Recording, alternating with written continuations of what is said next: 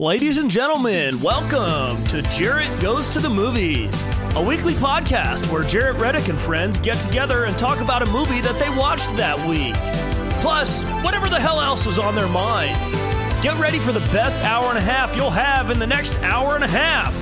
Here they are, Eric, Casey, Sean, Amy, and because he's famous, his name's on the show, Jarrett.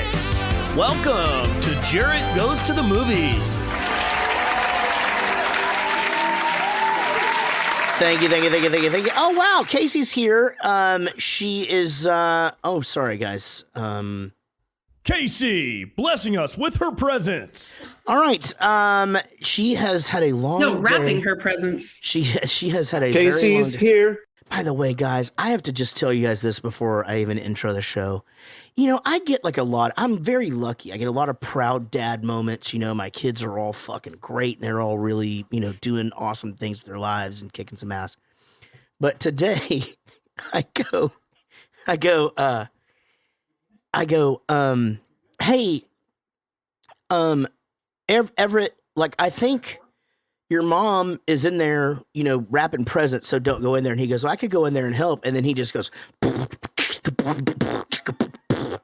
like that, right?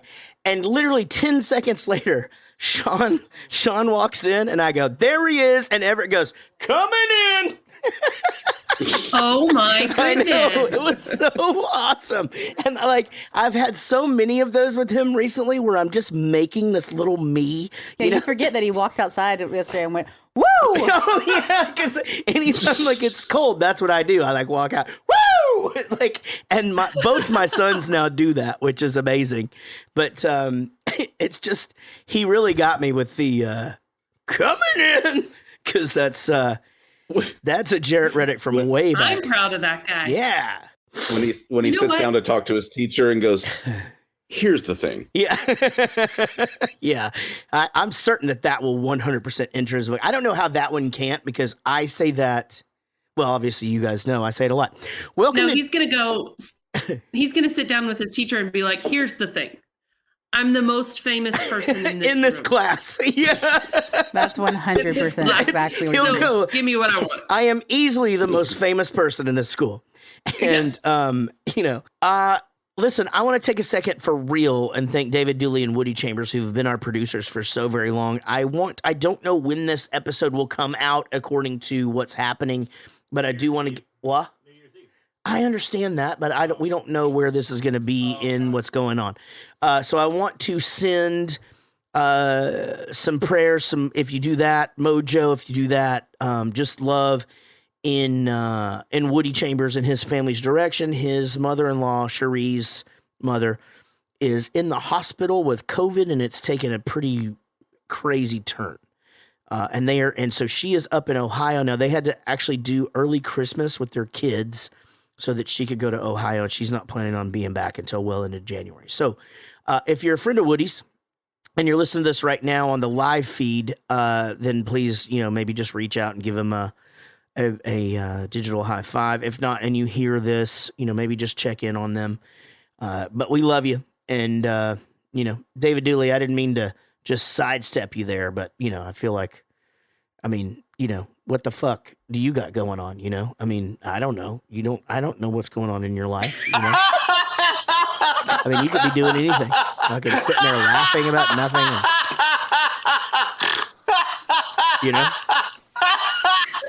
By the way, David Dooley is my secret weapon at shows. All right. This is I need to know if David. Go ahead.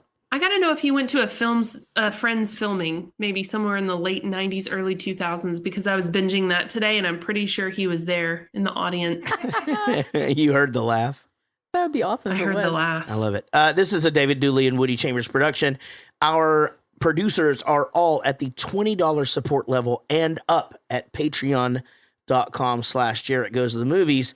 And here is who they are. Ad Craner, Amy Strongbottom Pitzinger, Andy Smith, Angie Thorin, Brian Mason, Brian Sullivan, Brian Dunning, Shell Ordway, Chris, the $12 million man, Cranville, Chris Jacobs, Corey Reed, Daniel Cotton, David Dooley, David Kendrick, David, the original Murray, Dennis Hopp, Denny Chambers, Diana Wheeler, Diane freaking Small, Dom Surfing Bird Petretta, Ernie Soulman McCracken, God damn it, Gage Stricklin, Gregory Cordone, Greg Lee, Greg the Hammer Stevens, A Hangover You Don't Deserve podcast, Dr. Jason Aylesworth and Kidney Pete, Jay Palladino, Jeff Millman, fucking Joe Barlow, Rat Pack, Joey Bishop, John Gickler, Josh Hanlon, Josh Millman, Joshua from Oh I Had That on Instagram and YouTube. Y'all go follow him. MVP, Kate Etro, Katie Gardner, Kim, Frosting on the Beater Murphy, Kirsty Fisher,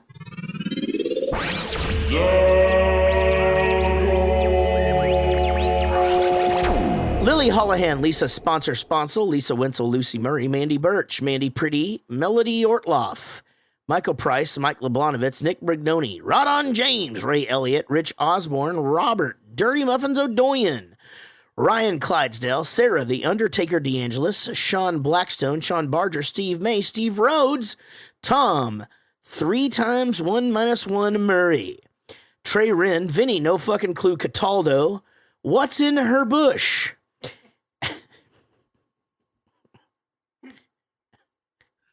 Watson. I don't know what.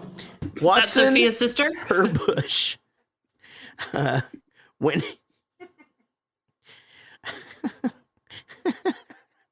When. Come back.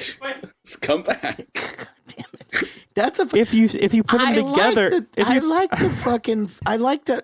the ones that are super easy like that. Where like, what did I do? Did I do something wrong? No, I'm saying it's like, what's in her bush? What's the matter, Wendy?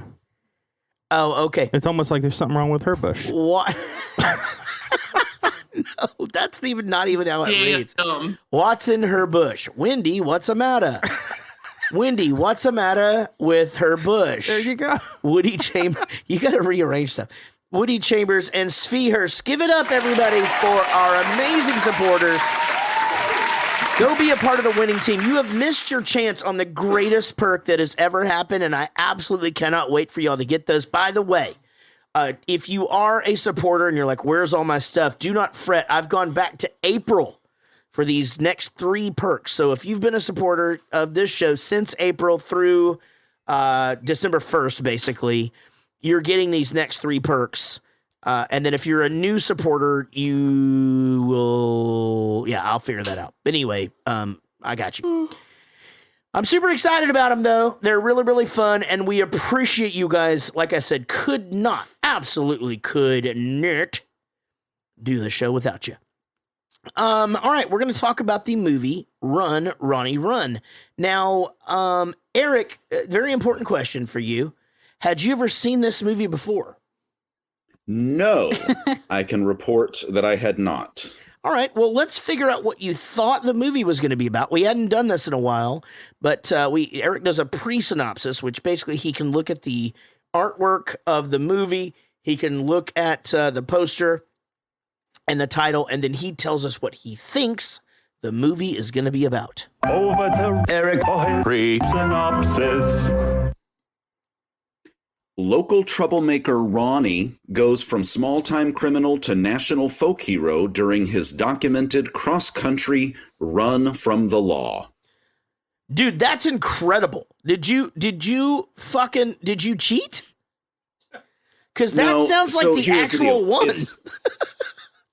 So in my mind, it was like, it was Run, Ronnie, Run, and then on the poster there were a couple of other descriptive sentences. Yeah. So it made it seem like he was running from the law and like it was being documented, like the OJ thing is kind of what I thought was happening.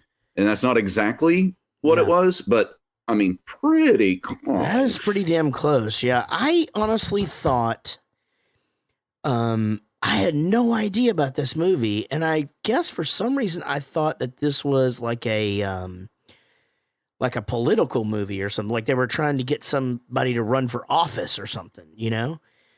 So this was a big surprise for me, and a pleasant surprise at that. Now, Eric, let's find out what the movie was actually about. Over to Eric. for his synopsis. Can a redneck with an uncanny knack for getting arrested become the star of his own reality program before it's too late? Not very good. You don't think it's good? I don't know. Read it one more time for us. Well, first of all, somebody once told me the world was gonna own me, and I ain't the sharpest tool in the shed. He's canceled. Sean went and, added the before it's too late and turned the synopsis into a question. Oh. Well, I was just saying that a redneck with an uncanny knack for getting arrested becomes the star of his own reality program. Okay. Oh, I see. Okay. Yeah, that's fine. That's fine. All right. Well, that is that. Now, this movie came out in 2002. It is a comedy / slapstick. It watches at 1 hour and 27 minutes. I think gracefully. I think some of you are now. I don't know. I don't know who liked this movie and who didn't. I don't know who likes this kind of humor and who doesn't. I'm still surprised that Eric and sometimes Amy think certain things are funny and don't think other things are funny. And it does. I continually go down that road of like, if I was watching this with them, if they were watching this with Casey and I, would they see this differently? So I don't know what they're going to say. I don't know what Sean's going to say, who has to sit there and watch the movie and actually pull content from it. I had no idea this was the guy from Mr. Show. And immediately I knew right when I saw him for the very first time, I'm just like, oh shit, this is the guy. And because that was his reoccurring character on the show was he, and again, it's hilarious because that's all he did on Mr. Show. He just ran from the cops and that's the whole thing. I expected these scores to be way lower than they are. This surprising. Right? This movie has a 6.3 out of 10 on IMDb. This movie on Rotten Tomatoes, 71%. Amy right now can't fight. Eric shaking his head. Amy literally just like gasping for air. Doesn't know what the fuck to even do right now. We don't have any sort of information on the budgets of this because it was an HBO movie, and that's not what they do. Okay, I don't want to Arthur this episode or whatever the other episode was. It's not fair to just compare one movie inexplicably to another. But the fact that Joe Dirt, which came out 1 year before this, has a 10% on Rotten Tomatoes, and this one has a 71, is probably the worst thing that's ever happened in the history of the world. Man, and I'm talking about ever. I have to disagree. I didn't even think to compare the two in that regard. I mean, I obviously in my head was comparing them the entire time, but I didn't look up the stats between them. And I think it's very surprising. Listen to me. I don't think it's a fair comparison. And I will tell you this. I get into this all day on the fucking socials of this Newfound Glory versus Simple Plan and blah-ga-dong-dong. Who gives a shit, right? I don't like it. I don't like comparing two existing pieces of art. You're going to fucking compare the Mona Lisa to, whatever, the one with the two old people with the pitchfork, Not the racist one. Those are so different, but these, like, even the same jokes were used. See, I feel like the only too similar. I feel like there was literally like they were rednecks, and then he said my face in your ass. That was literally like the only things that I think are the same, but they get compared all the time. This movie is again, I think it's one of those where if you're a fan of Mr. Show, you just get it. It's really, really smart.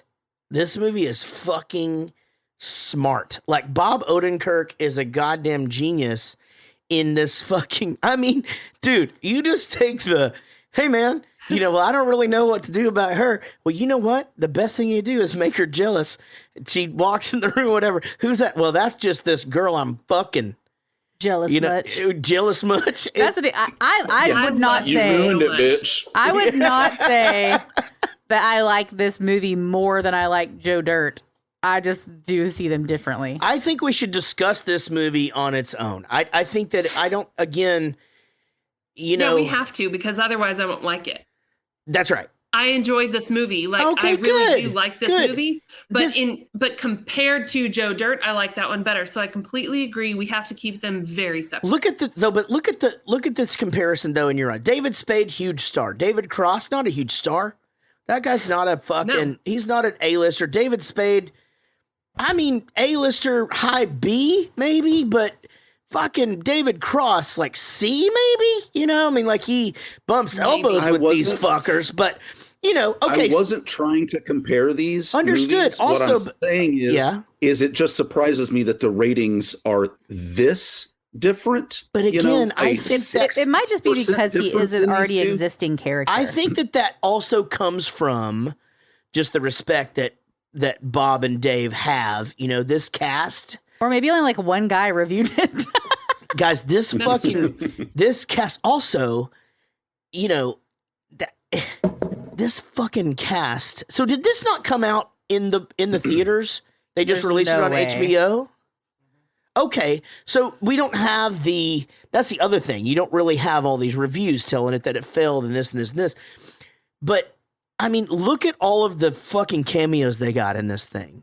And that's all out of respect, right? It's not like they didn't fucking pay Gary Shandling to be there. They were like, hey, Gary, we play basketball every Thursday. You want to fucking come and be in this movie real quick? Including a cameo by a guy that you and Chris accosted in a bar. Yeah, well, we're going to talk about. We're actually going to talk about that. I'm so glad you remember that story, dude. When he got up on screen, I was like, ah! And then I've got my Patton Oswalt story too. So we'll get into both of those. Both of those stories. And the good news is my Patton Oswalt story now has an exclamation point. I've got my Scott Ian from Anthrax. Well, story. I've got mine one of those too. So don't. And I've got my story from the guy who played Elaine's boyfriend in Seinfeld. Oh, Putty. So, yeah, that's good. That was actually signs point to yes. Those little sidebars in this movie where they would go off and just do the thing is. To me, that it's just so reminiscent of, you know, movies like Kentucky Fried Movie and gosh, I mean, there's a few other ones I'm not thinking of right now, but it's very obviously sketch comedy based, right? It's sketch comedy based, and just the fact that you throw that into a motion picture is such a fuck you to Hollywood, because I'm sure they're like, this doesn't make any sense, and that's the point, right? I mean, dude, tell me that Jack Black scene isn't one of the fucking funniest things. And it wasn't cut for content. It was cut because of time. Okay, so I'd also like to just add... spoiler alert, I was entertained. Oh, go ahead. Oh, so sorry. I'm just going to add, because obviously we're going to get into all that stuff, but I picked this movie. I had not seen this movie in probably 10 to 12 years. I owned this movie. I used to watch this movie a lot. But this movie came out when I was 12 years old. Yeah. So I was like, I'm kind of trying to just pick things I'm kind of curious to review as well, because I used to love this movie. So, and I think that's a good thing, though. I think it's good to watch stuff from your childhood that I actually think that with Eric's first pick ever, I feel like that's what happened. You know, what was that? Because you're not a big movie guy. And when you came in, I'm like, I'm going to put the pressure on you. He goes, well, Flight of the Navigator is good. I'm like, I don't even know what the fuck that is. We'll try it, right? So for a 12-year-old that like is just a South Park loving, just learning how to shoot my middle finger and feel a cigarette type of, like, this was the fucking funniest shit. This is the same sense of humor. Oh, yeah. This is the South Park sense of humor. Yeah, this is basketball. So if you must compare, then here it is. I'll lay it out there for you. This is absolutely the South Park sense of humor, and Joe Dirt is Adam Sandler's sense of humor. And that's where we're fucking splitting into the Y here.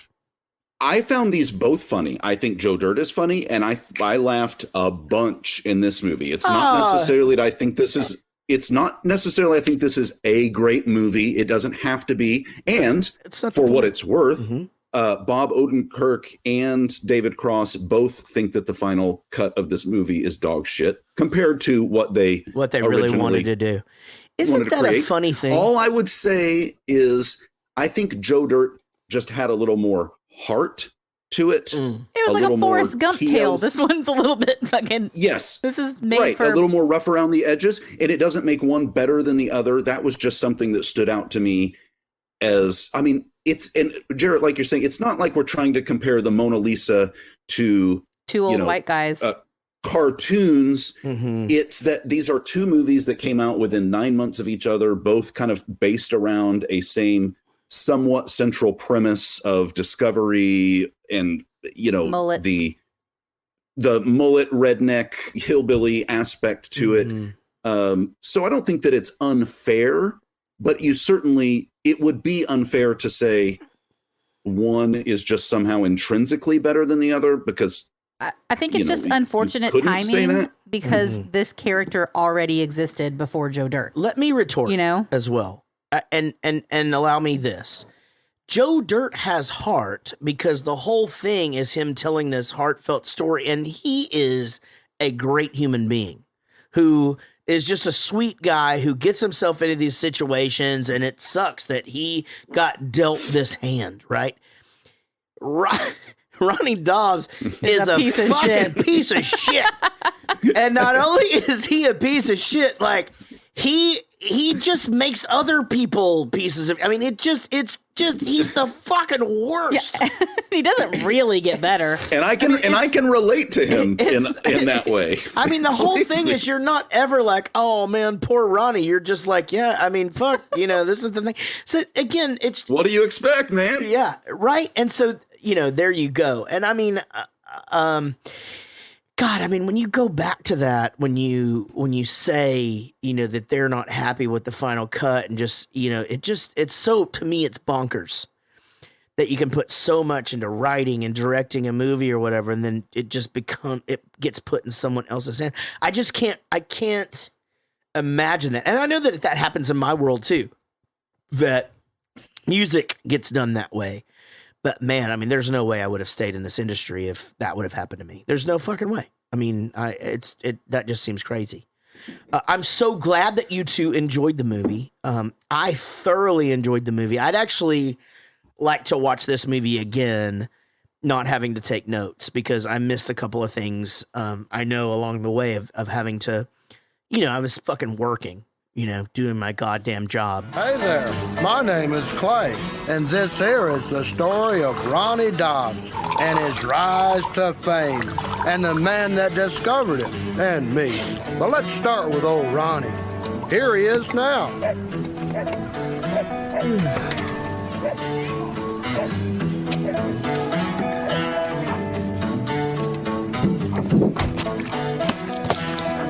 Oops. Yeah. Ronnie was a good man, a true gentleman of Southern distinction. Hey, Doc! Get your ass off my car! Sorry, man. Thought it was mine. Man, so again, this movie opens up, and, I right when I see Ronnie Dobbs in the car, I'm like, oh, it's this. This is Mr. Show. I'm super excited about it, and... Which you weren't at first, and I could tell. Dang! No, I wasn't excited about any of this shit. Actually, I mean, I wasn't not excited. I don't hate any movie. Yeah, you became like, I watched this fucking movie, and then it came on. You're like, it's Ronnie Dobbs, and I was like, okay, right, yeah. Well, okay, hold on, let's back up. I wasn't like, I gotta watch this fucking movie, but I did want to watch the new Yellowstone series more. But I was happy that instead, if I was going to not watch the new Yellowstone series, I was going to watch this. But the one in space? Yellowstone in space? No. That one's not out yet, actually. And it's not space. Oh, on ice? It's called Lava Rock. Yeah, they're on ice. Moon Rock. I was super excited. And then right when he starts running from the cops, I'm just like, oh, fuck, I remember this character. This is so great. But then it's just, just as the cast starts to come in, and it's just like, oh shit, it's the guy, it's Champ from Anchorman, who when he's playing Champ from Anchorman, everybody says he's my manager, Swin, which is a fun little exercise. Now, and to me, he's Todd Packer from The Office. That's right. Same. Todd F. Packer. Do you know what the F stands for? Casey, I think he's talking to you, baby. Oh, I'm so sorry. I thought you were talking to him. Yeah. No, don't want to know. Talking to everybody. Okay. Well, this movie starts out in an interesting way. It starts out with a cartoon, and I realize I'm going to show my age here, and it's a funny cartoon. But when I was a kid, you would, and especially kids movies, and they've started doing this again, but it hasn't always been like this. But there would be a cartoon before the movie you would watch. Like you would go there and that would be the reason why I would want to get there early, because it's like, and that's, how a lot of things started back then. I think that's where Mickey Mouse started, was in the theaters back in the That's 20s. how like Pixar and Disney movies are now. You have that short, but now it's like some fucking Oscar nominated they're insanity fucking, that makes you cry like every the time. dumpling one or whatever, like, Right. Yeah, Oh, that stupid dumpling one. Yeah, remember that shit? All the children went. Yeah. They had those Ice Age shorts for quite a while. Yeah. That were just 5-minute long. So Phineas and Ferb was Scratch. actually launched as a short, and that's the reason why I wrote Today is Going to Be a Great Day, because they were showing that before movies or whatever. But that, again, that used to be part of the whole experience. You would go there, and that, back in the day, like in the, when movies first started, you would go to the movies to get your news. There was no TV, so they would show a reel of news before, like crazy shit, like the Breaking. This just in. Notre Dame is the bee's knees, and they're victorious over a strong army side. Champ. What do you think of the old Notre Dame running flying T formation? Scoops Callahan here. God, I'm fucking completely lost what I was doing. Whoops. That was. Oh no, that's okay. I'm 1920s certain that I didn't have any fucking reporter. input on that anyway. But that's the thing, is that this is a spoof of that, and also let's all go to the lobby. You guys remember that shit? No. Let's all go to the I'm not old enough lobby. to remember it. Let's all go to the lobby and have ourselves a treat. Or was it snack? I don't Treat, know. yeah. It could be both. That sounds made Treat up. snack. Have ourselves something to eat from the bar. Right, and there we go. Blah, blah, blah, ding, ding. Well, this movie opens up, and he's already hilarious. He's just running. Everybody that he goes by is just, he's just such a piece of shit. Hey, fuck you, Ronnie. But when he shows up at Tammy's house, and he gets her to come out, and the kids are just playing with a lawnmower blade, just spinning it around, whatever. And he's like, "Hey, let's meet at our place." And she's like, "I don't have a babysitter." When am I going to get a babysitter? Yeah, ain't you got a TV? Yeah, well, Yeah. I think What are the kids like? Little Ronnie, Middle Ronnie, Yeah, all the Ronnie, Ronnies. Middle Ronnie. Big middle Ronnie. Big Yeah. Middle Ronnie. And the cast just gets dumber and dumber, and you guys aren't boring me. I know. We're fine. I'm sorry. But and then obviously Champ is what is the guy's actual name? The actor? Anybody know? David Kirkner. Oh, we've tried to have him on the show. No. We actually Clay. almost had a deal with him, right, Sean? Yeah, so I was communicating with For him. what movie? We were trying to do Anchorman, and I was going back and forth with him. Yes. And then he had to go take his kid to college for the first year, and so he passed me off to his assistant, and she was all about it. And then I did a CC email with her and Ian, and I think you were on it, but then Ian just never got back to him. But he was totally. That can't be what happened. It had to have been. Well, then COVID. No, this was 2000 or early 2019, I think. Okay, there's no possible way that's true. We haven't been doing live events since early 2019. No. Well, we'll just wait in 2 years. Okay, and then he'll be so on the then at show that for point, sure. we were just trying to get him to Zoom then. Oh, okay. Yeah. I have to go back. We didn't but- have Zoom before COVID. You know what I'm. No, You're full of shit. No, You're Skype. just making Skype. shit up now. I'll go back and look, but I think it was Skype. Now you're just. There was no video chat before COVID. There was no FaceTime. No cameras. I remember when this fucking COVID happened or whatever, and somebody would be like, you want to do a Zoom? And it's like, fucking what? Like, I have a lyric, and again, I'm showing my age on this, but hopefully listeners get this, but Zoom was actually a television show when I was a kid. It was like on after Electric Company, which was on after Sesame Street. And it was fucking great. 2 of those sound made up. Which 2? Yeah, was that a prequel or a sequel to Three's Company? Electric Company was awesome. Same kind of idea. And you've actually seen spoofs of it a bunch. They did the thing. Shit. Dun da da da da. Arc. Park. Dun da da. And they taught you how to spell it. So Family Guy's done that. A bunch of other things have done it. But they also had Spider-Man. Live Spider-Man on Electric Company back then. But Zoom is also a company that makes recording stuff. And the pedal that I had where I wrote all of the first 2 big Bowling for Soup records was just on this Zoom pedal. So apparently people just like to use the word Zoom. You know, Sean, do you have any input into that? Are those 2 things related? Say that again. Are those 2 things related? Like what? Zoom audio equipment and Zoom? No, that's totally different. Yeah, that's what I thought. So I was right. What? The last thing I sent to his assistant, Alicia, Jarrett's requesting your email address. Can I give him this one? Because he's going to reach out to his booking guy to get something related to Bowling for Soup in Dallas in early June. So it was for BFS. What year was that? This was email on January 17th, 2019. See? January 17th. Damn, he got you. That was early. I understand. What the fuck? What were we doing in 2019? We did one before the big BFS. Timac. That's Timac. Yeah, it was supposed to be for BFS 25, yeah. But I guess I don't know what happened. I wonder why I wouldn't have. Did you send me the email address? I'm about to look at that. Well, let's just fucking wait.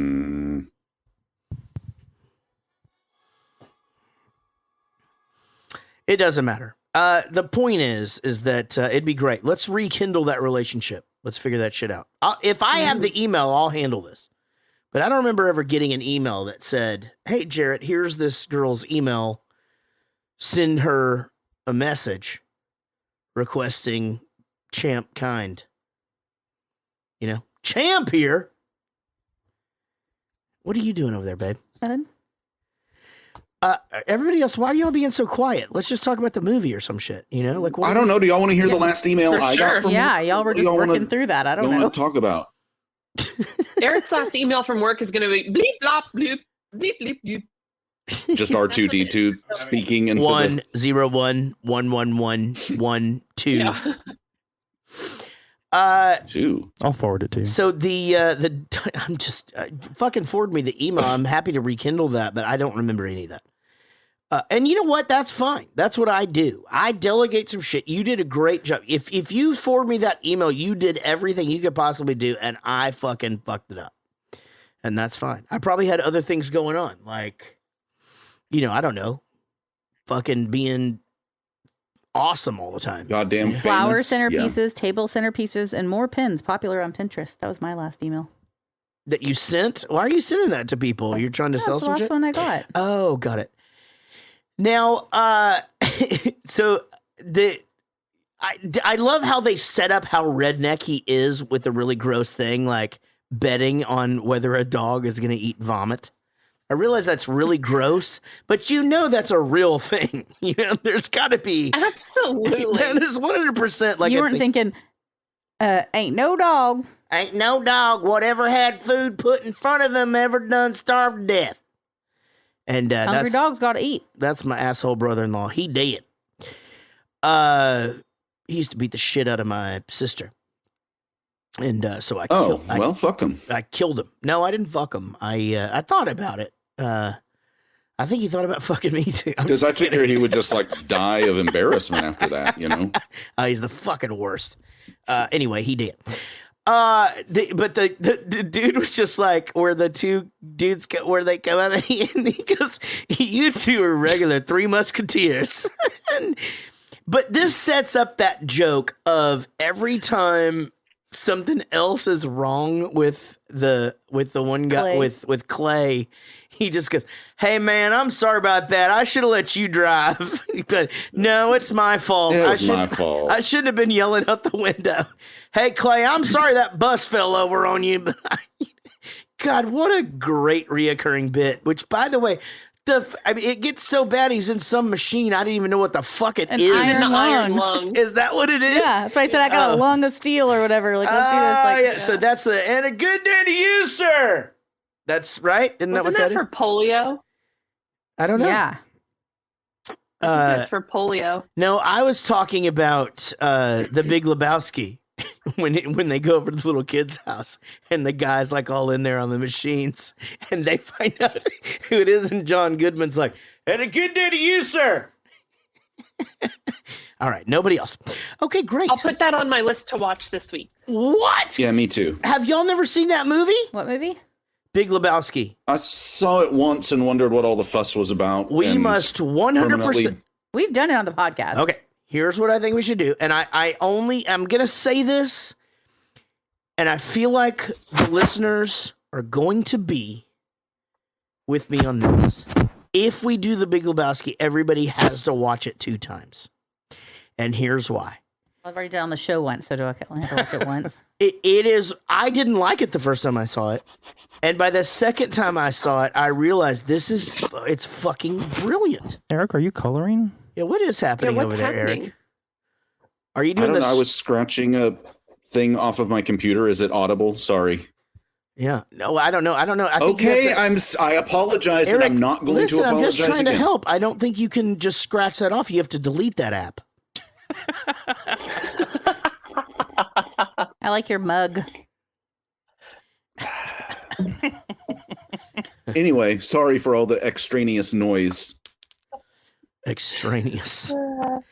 You're good. All right, so he goes into like his childhood or whatever. Wait, He's are you like, going to finish what you were saying? about what was I talking about? You were saying we have to watch it twice, but you didn't go into why. No, the deal is that, again, the first time anybody sees that movie, they just don't. It's because it's so random and crazy. The second time you see it, you can relax and actually, take it for what it is. But we don't have to do that. Actually, you know what? That would be a great movie night movie. So we'll figure it out. Anyway, doesn't matter.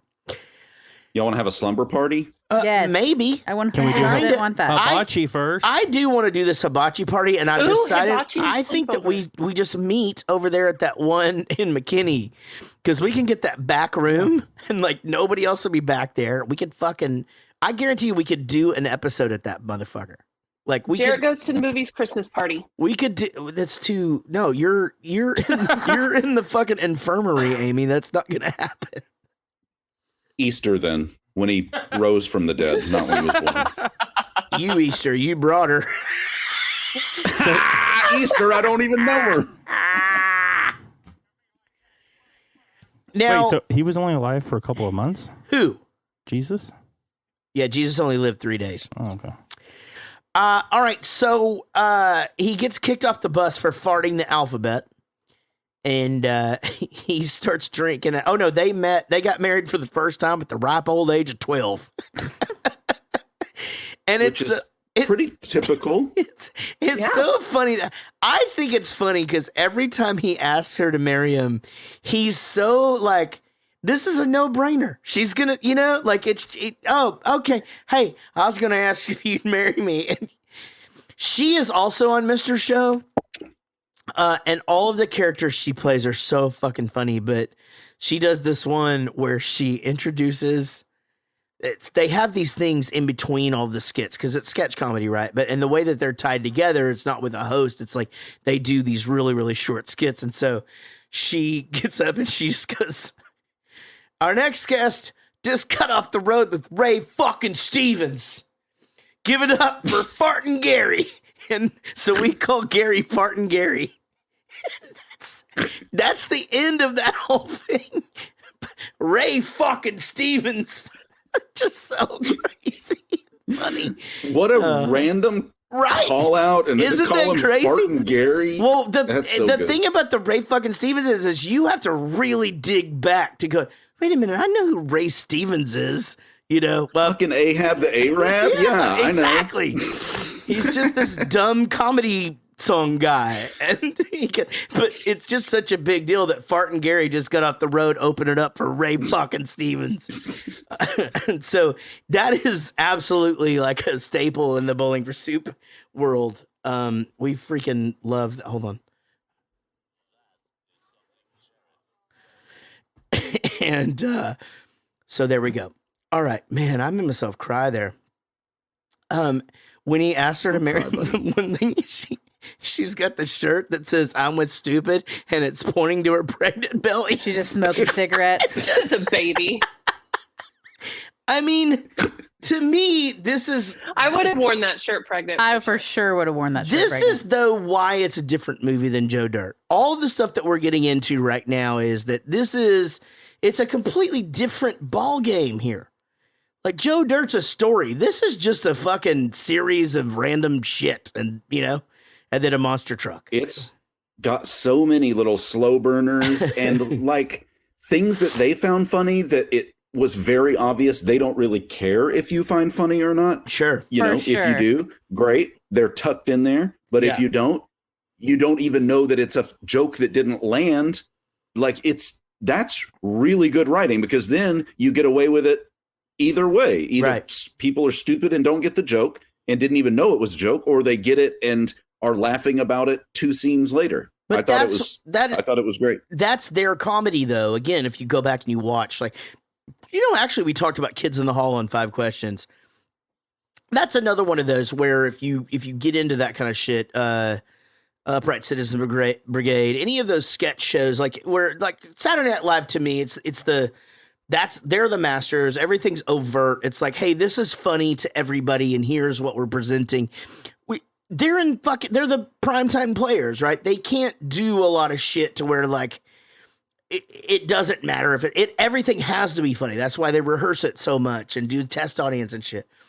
These sketch comedy shows didn't have to be like that. They could leave these things and leave these little time bombs. And this movie, again, I told Casey last night, I'm just like, man, I know if I watched this again, I probably wouldn't be able to breathe, because there's so many little, the shit that he is saying during those police chases and shit, and the shit that the police are saying and stuff, and just how they keep, on the first one, they just keep running by that guy that's in this bathtub that is just so filthy and gross, and it's so nasty. But it's such a odd exaggeration of real, police shows back in the day. And then when they finally find him and they're like, they go, all right, well, we can't find him, so I guess we'll just move on. And then they're like, we got you. And they turn over the Piggly Wiggly sign or whatever. And he goes, oh, hey man, I was sleeping. I don't even know what's going on. And this is my new house. I live here first, and they built this one around me. Yeah. It's just so ridiculous, man. Can a man sleep in his cabinet? Oh my God, that one is great too. Where, all of the ones where they do the montage, which we'll talk about later. But she goes to visit him in jail, and he goes, "I've never heard this before." He goes, "Don't flip the bitch switch." I was like, "What the fuck? How am I 49 and never heard that before? That's insane." That's pretty good. So she tells him, like, you got to find your talent and make something of yourself, and then.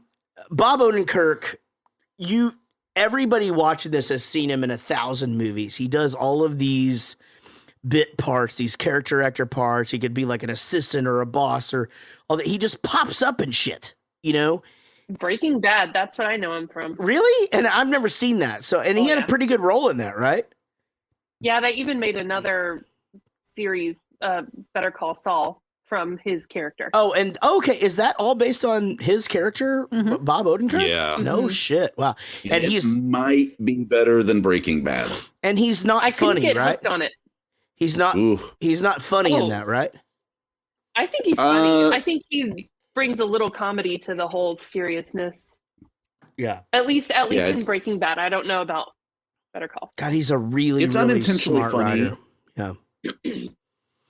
If you look at his credits of just the stuff that he's done writing on and the things that he's produced and all that, he's responsible for so many funny things. It's like when I got the Willie Nelson anthology, and it was like, what, he wrote that? He wrote that? He wrote that? Like Bob Odenkirk, if you went down the list of shit and you're just like, whoa, are you serious? He had something to do with that, and he was in this. It just kind of keeps going. But the character that he plays here, where he invents the fooderator, is very Mr. Show. So Mr. Show is a sketch thing on HBO, as we've talked about. This skit is pretty much, that's just right out of that textbook. And it absolutely destroys food and people. And I was so excited to see my buddy Brian Posehn right when he popped up. And I'm just like, oh my God, this is fucking great. And one time me and Chris, actually, this is the day before we did the London Bridge video. So if you want to see what I'm like when I'm really, really, really hungover and still kind of drunk and like literally doing a song that becomes a single somewhere for the first time, you can watch that. Go watch Bowling for Soup London Bridge. But that night before, we were out and we went and saw Steel Panther, and I was supposed to sing a song, but I went into the dressing room that night and I didn't know them yet. And Justin from The Darkness was in there, and I was just like, okay, well, that's the end of that deal. I guess I'll just go get shit-faced. So we had our own little area or whatever, which is so stupid, but that's very LA. And with that area comes a lot of alcohol. And we see Brian, and if you just look him up. But because if you don't know him, you do know him. He's been in so much stuff, and he just, comedian and very, very funny. But he was completely sober and just kind of there to enjoy the show. And me and Chris had been drinking all fucking day, and basically we're just wanted to go and have a conversation with him about metal. And I have never seen someone that just completely uncomfortable and terrified of two dudes coming up. All he wanted to do was get the fuck out of there. Like, we were the fucking worst. We did end up getting a photo, but man, this poor guy wanted absolutely nothing to do with us. And it's not his fault. He wasn't being a dick. Two people in this movie that don't want to be friends with you for sure. Well, okay. So now I'm going to go to the second one. And that is Patton Oswalt. And here's what happened. We were doing the Jimmy Kimmel show, which we did 3 times. And this particular night, Patton Oswalt is one of the guests. And so he goes out there and he does stand up. And I, being the voice of reason to everyone in the band and crew, and us having a not so good experience with Sarah Silverman because of our roadie the first time we were there. I'm just like, hey guys, let's just don't go up to him and do his bits. Don't fucking tell him that, you like his jokes and like repeat a joke to him. Let's not fucking be those guys. I swear to God, this is a true story. So after your appearance on Jimmy Kimmel back in the day, you went to this, and actually, if you go back and do research, the audience used to be able to drink. Like, they had a bar for the audience. It only lasted like a few months, and they were like, okay, we're not going to do that. But the backstage was a fucking party. It was crazy. And there was a World Series baseball game going on, and they were all into it. And, I literally sitting there talking to Jimmy Kimmel's parents, and, you're just hanging out, and it's great. It's a good crowd. And man, we had played 2 hours ago, and I was real drunk. And I went up to Pat, and I'm just like, yeah, man, how's it going? And he's like, yeah, good. You guys were great. I'm like, yeah, man, big fans. Yeah, I'm going to see if I can sneak this beer into the movies later in my belly, because that's his doer's joke. And he just goes, oh, yeah, that's real original. And he walked away from me. And and I honestly have never been more humiliated in my life. And I don't know why I did it or why I said it or whatever. And that was however many years ago. That was High School Never Ends. So that was 2007-ish, I guess. I honestly am so embarrassed for you. I can't imagine anything in the world more humiliating than that. It was fucking terrible. It was terrible, and so I lived with that for many years. You sure you can't think of anything? I lived with it. Nothing. You take off your basketball tank top. Many years I lived with that, guys, until about 2 years ago. He liked one of my posts, and so I had, you get the Instagram in, like once they've liked something, when you send it, at least they will see it, whether they respond to it or not. And I go, hey man, funny story. And I tell the story to him and he goes, oh, I remember that. And he goes, but it's all good. It's like, we were all in pretty bad shape that night or whatever. And I was like, oh my God, thank you so much. You just like gave me the out or whatever. And then I said something nice about his wife's novel and, or his ex-wife, or I'm sorry, his deceased wife's novel. And we moved on. So anyway, one person from this movie is still 100% terrified of me. And we should go to the next clip before something more embarrassing happens. Hey, pretty mama. How you doing? I'm doing fine. How you doing? Alright. How much for a suck off? Oh! All right, you're under arrest. What, you can't arrest me, you're a hooker. Yeah, I'm undercover. Well, then you shouldn't be hooking. Come on, out of the car. This guy, Ronnie Dobbs, he's been arrested on TV a bunch of times. You're under arrest. Come on out. No, man, y'all need to arrest her, man. She's a hooker. Your police department is filled with prostitutions. Come on, Sam. Come on. I ain't done nothing. I didn't even get my suck off. He's a true American hero, man. You need to arrest the lady, is what I'm saying to you. He should have his own show. Now that I'd watch. Come down and bail me out. See my name. Cell 7. I'm going to be in cell number 7. Come get me. Are we past the golden age of novelty, sexy T-shirts like federal booty investigator, FBI? I like to think they're coming back. I wish they would. The Big Johnson's casino, liquor up front, poker in the rear. Dude, just the shit that he says is so unlike anything else. You know what I mean? Like you just, hey, y'all got a hooker. What does he say in your department? Y'all got a hooker. Yeah. Prostituter or prostituters in your it's that so he keeps going back and forth. You can't arrest me. You're a hooker. Right, Because, exactly. no, yeah, y'all need to arrest you her. You shouldn't be hooking.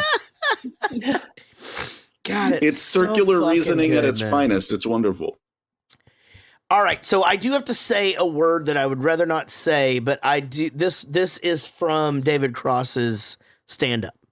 Wait, do you want to ask your question about comedians? No, I didn't notice that Doug Benson was in that room. Oh yeah, Doug Benson. I didn't see that.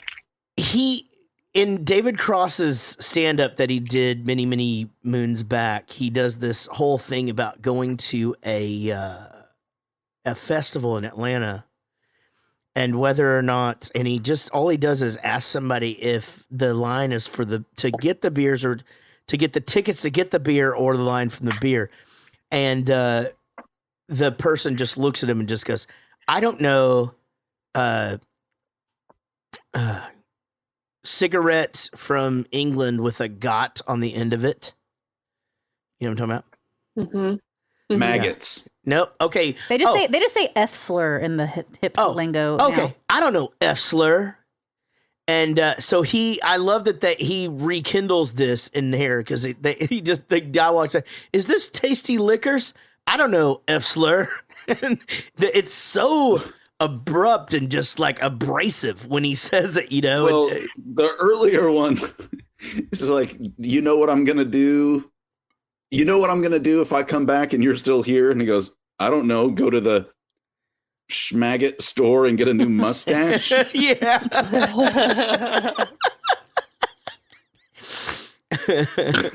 It's so good. And I understand why. Okay, so I was thinking about this in the car today because I kind of figured this would come up. I mean, obviously it's a really, uncomfortable thing for your day-to-day life. But if you're framing somebody as a redneck idiot, there is really no better way to write the character than to throw in a few F slurs, and it just almost immediately like sets the bar, lowers their intelligent level, and like, yes, it sets your bar as a viewer as like, okay, this is obviously the lowest common denominator, and you know, that's it. I mean, that's and it doesn't mean that the actor saying it is a bigot. It doesn't mean that the person who wrote the character that way is a bigot. It's just, it's the same as if I'm writing a movie about white supremacists and I want to write a character that's clearly racist. You know, we all know how to write that character, you know, and their language in a way to do that. I mean, it's easy enough, but it gets uncomfortable when you have to talk about it. But I mean, not when this came out, though. No, I mean, you could get away with that shit, right? I mean, you know, and that's the thing, right? We all have learned over the course of time that offensive words that seemed like it was no big deal to certain people, that that it seemed funny. It's just not fucking funny. And you know, I say that I'm not guilty of saying certain things and certain phrases or whatever in my life that now I would fucking never say. Absolutely not. I mean, dude, I'm just as guilty as anybody else. You know, and again, I think that changes the language. It changes the dialogue in movies, and you know, again, unless it's a period piece or some way that you fucking need somebody to be the worst human being in the world, that shit's going away. You know, and it should. It really should. And you know, that's just the way that it works. So that face. What? Yeah, I mean, I and look, I'm as if it's not obvious after my 3 years on the show, I would think it would be obvious, but I'm as bleeding heart liberal snowflake crybaby about social issues as anyone could possibly be, and will never apologize for it. I think in our daily lives, being cognizant of the things that we say and do and the way that it might affect other people is an important part of our lives.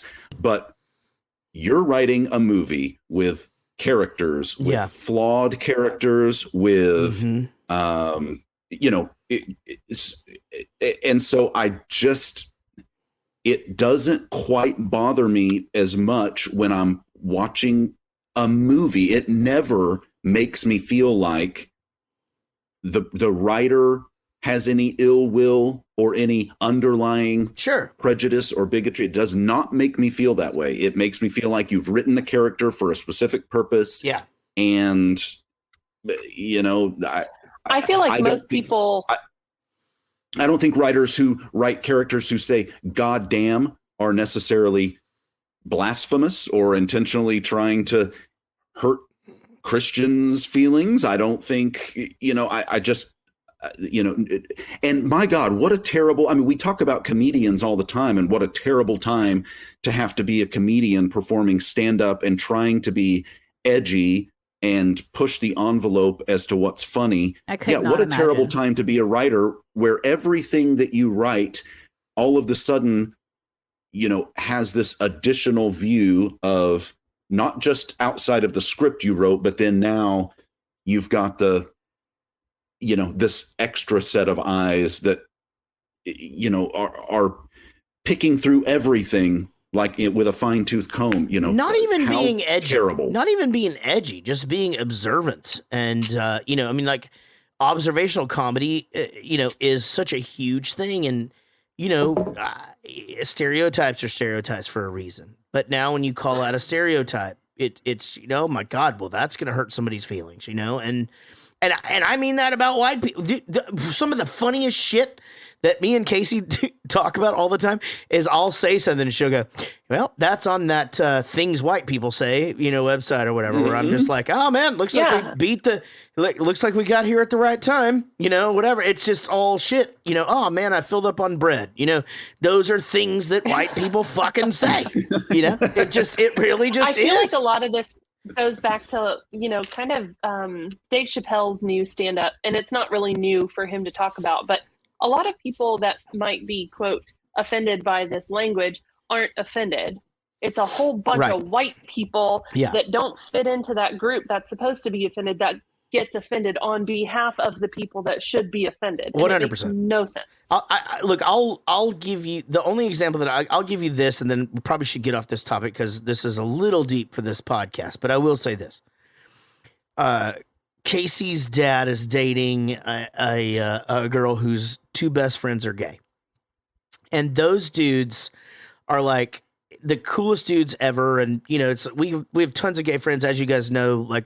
The majority of our friends for the first 4 to 5 years of our relationship were lesbians. I've been to a lesbian bachelor party. It was fucking great. I saw so many boobies. It was fantastic. But those guys, when you sit and have like a conversation with them about things and the things that everyone is getting in uproars about and this and this and this, they will just flat out tell you like, we're not mad about this. This is somebody else. We're stoked. Like we're going over. And again, this is not a blanket conversation. I don't mean to get into certain issues. I'm backing up what Amy is saying and with this Chappelle thing of like, there's this group over here and you can obviously see something that could be a fucking cause.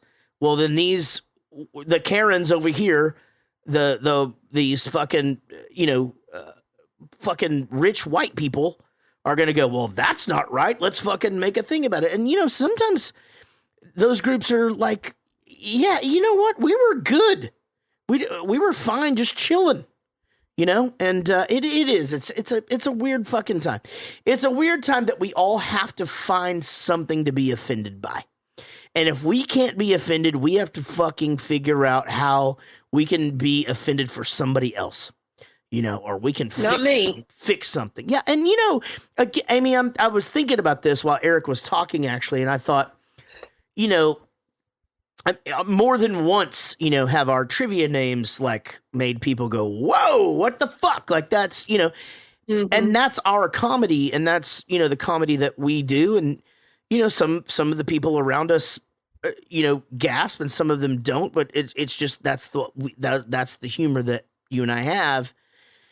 And I don't know. I mean, I'm not a comedian, but I will say that it's, sometimes even just being on stage as in Bowling for Soup, where banter is such a huge part of our show, where I'm like, fuck, man, well, you have to be a little bit more careful because you are involved in things that are affiliated with children's entertainment and stuff like that too. I mean, you could say one wrong thing and, that's going to come back there. I think if you're just a comedian and you're a shock comic and that's what you're trying to do, I say it all the time. I think the worst thing you can do is a fucking apologize. I think that's how Anthony Jeselnik can keep going. I think that's how Dave Chappelle can keep going. I think that's what fucking the hell is her name? She's in this movie. Kathy Griffin did fucking wrong. I think if she hadn't come back and apologized, she'd still have a career.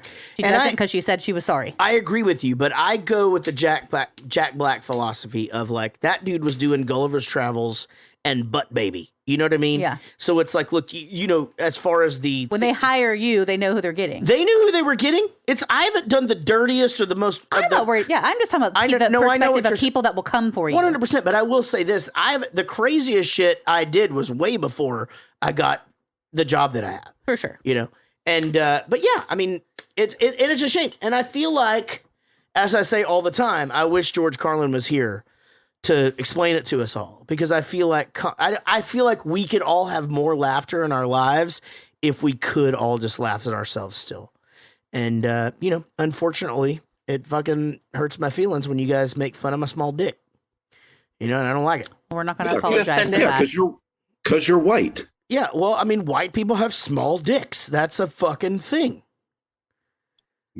That was if we can't laugh at ourselves. Not Justin Bieber, according to the conversation at my mom's house the other day. Justin Bieber has a big honking wiener, man.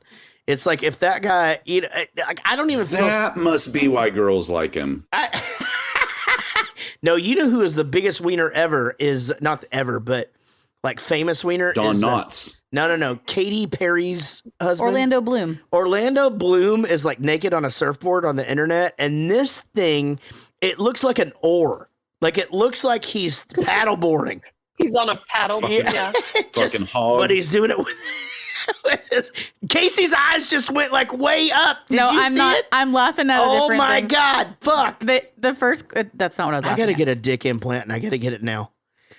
Are you saying I should Google this? Yeah, I just wanted to look at it to see it again. I've seen this before, but I can't remember the photo. Is it like a Freebird's burrito size? Man, yeah. Oh, I forgot. I forgot he's not American. Like a monster? Is it uncircumcised? Yeah. Is it really? See, that's what I think happened to me. It really does. I think they cut too much off. I really do. Like, I think they were like, okay, I don't really like the way this looks. Let me take another crack at it. You know, and just fucking cut like when more you get off. a new barber who's trying to give you like a fade it just and they keeps do one going side up. and it's I a don't little know. weird. So I've never had Girls that cut their own bangs. Never High had school. a fucking barber Yes. before. Now, the only thing that I wanted to say was that one thing that I thought was funny was that he had the biggest hot dog in the world. And he goes, well, I got a surprise. What? There's a bigger hot dog? Bigger and hot dog. He pulls him up to the house. He says, man, I don't like museums. And then they go in and he just goes, oh, man, this is great and all, but it's going to take me a while to fuck it up.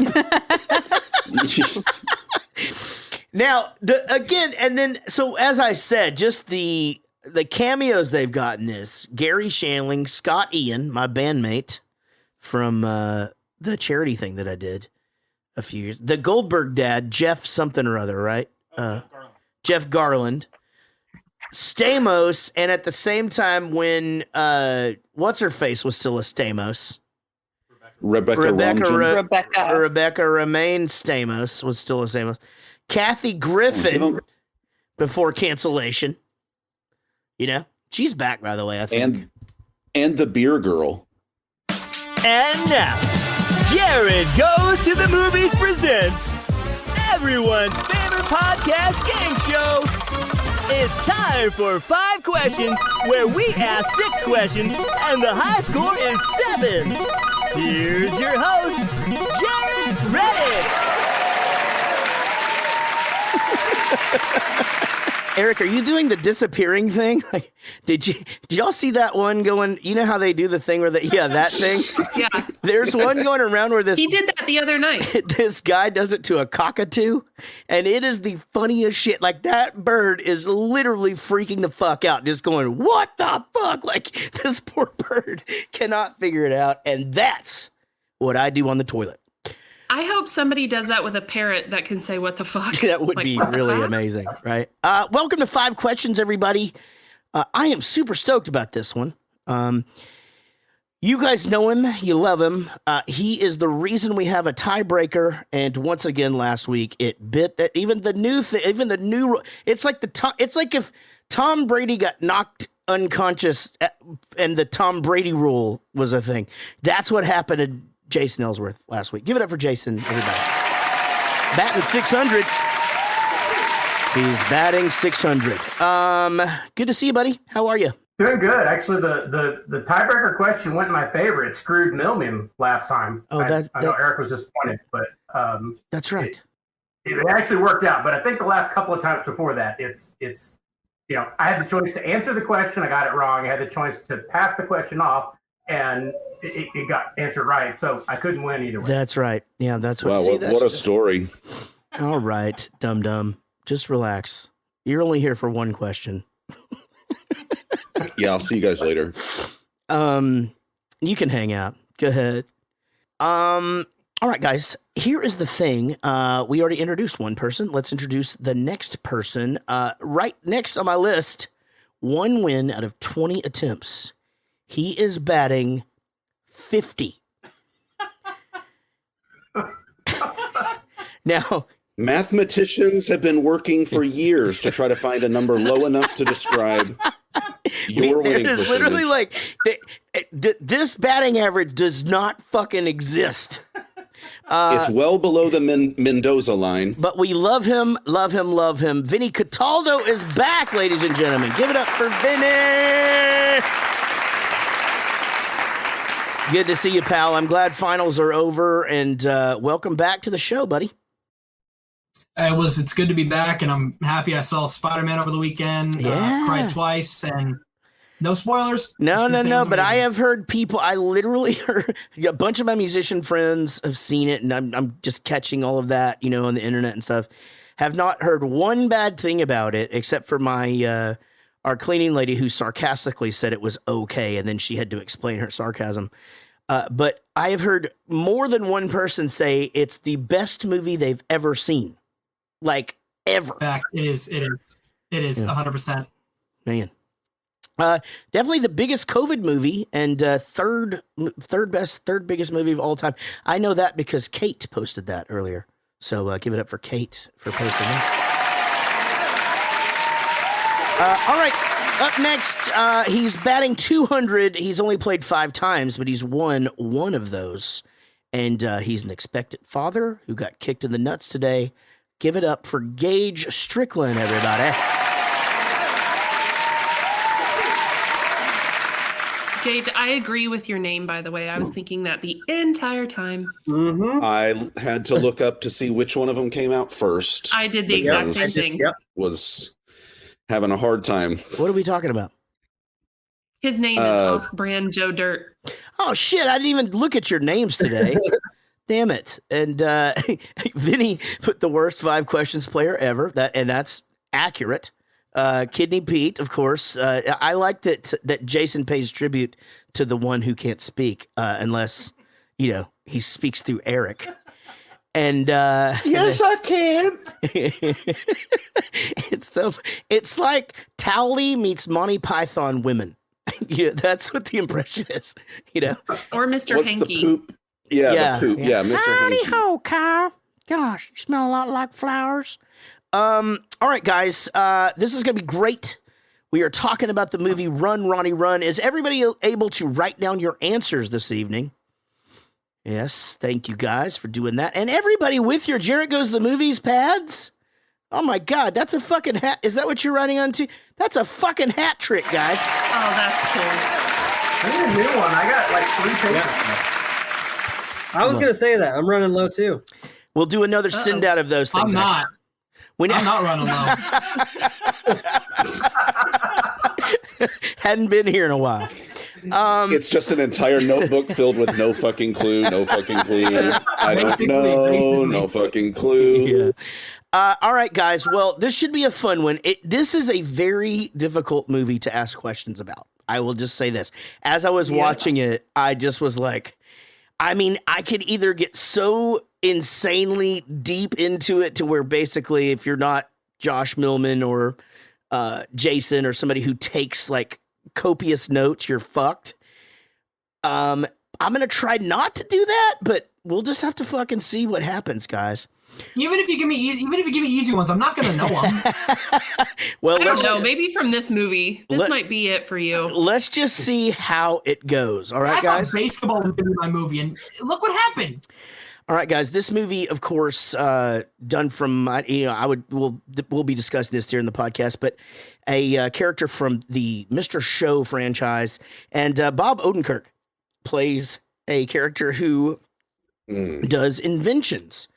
What is the name of the product that he is doing the infomercial for that gets rid of food? Because what's the thing that overwhelms the kitchen more than food? Oh, yeah. What is the name of this invention? There was the fish magician later on. Just all of that. When he starts naming those things off, but each one of them comes with an explanation of what it does. Nobody bought it. Nobody bought it. I'm crying laughing at that point. Okay. Gage Stricklin, what did you say? Fooderator? All right. Jason? Yeah, Fooderator. And Vinny? Can we just skip me? Because you know what I wrote. Yeah, that's right. The Fooderator. It's the Fooderator. All right, guys, question number 2. It's 2 of you guys have 1. 1 of you guys has 0. If you guys are just joining us, guess which player has 0. All right, here we go. Question number 2 will, of course, be about the movie Run, Ronnie, Run. In the movie Run, Ronnie, Run, how many times has Ronnie been married to his ex-wife? At the making of this movie, how many times have he and Tammy been married? Making of this movie, how many times have they been married? All right, Jason, what you got? 3. Vinny? Somewhere 4. All right, and Gage? 3. Answer is 3. I'm proud of you for having an answer, Vinny, that had I not said at the making of the movie, we could fucking claim that was right, because they were going to get married a 4th time. All right, guys, in a related question, what is Ronnie's actual first name? What is Ronnie's actual These first are all good questions, Jared. I don't know what you were so worried about. This is a fucking hard question. This is such a sidebar line or whatever that, like, this was my, if everybody did the thing like last week where they just got every single question right. But Jason sort of looked confident, and I'm surprised at that, but I don't know why. We'll see what happens. All right, Vinny, what was Ronnie's actual first name? Fuck if I know. I said Ronald. Okay, good guess, actually. Gage? So I took this amount of notes, and that was one of them. Ronwell Quincy Dobbs. Okay, and Jason, what did you say? Ronwell. It was Ronwell, guys.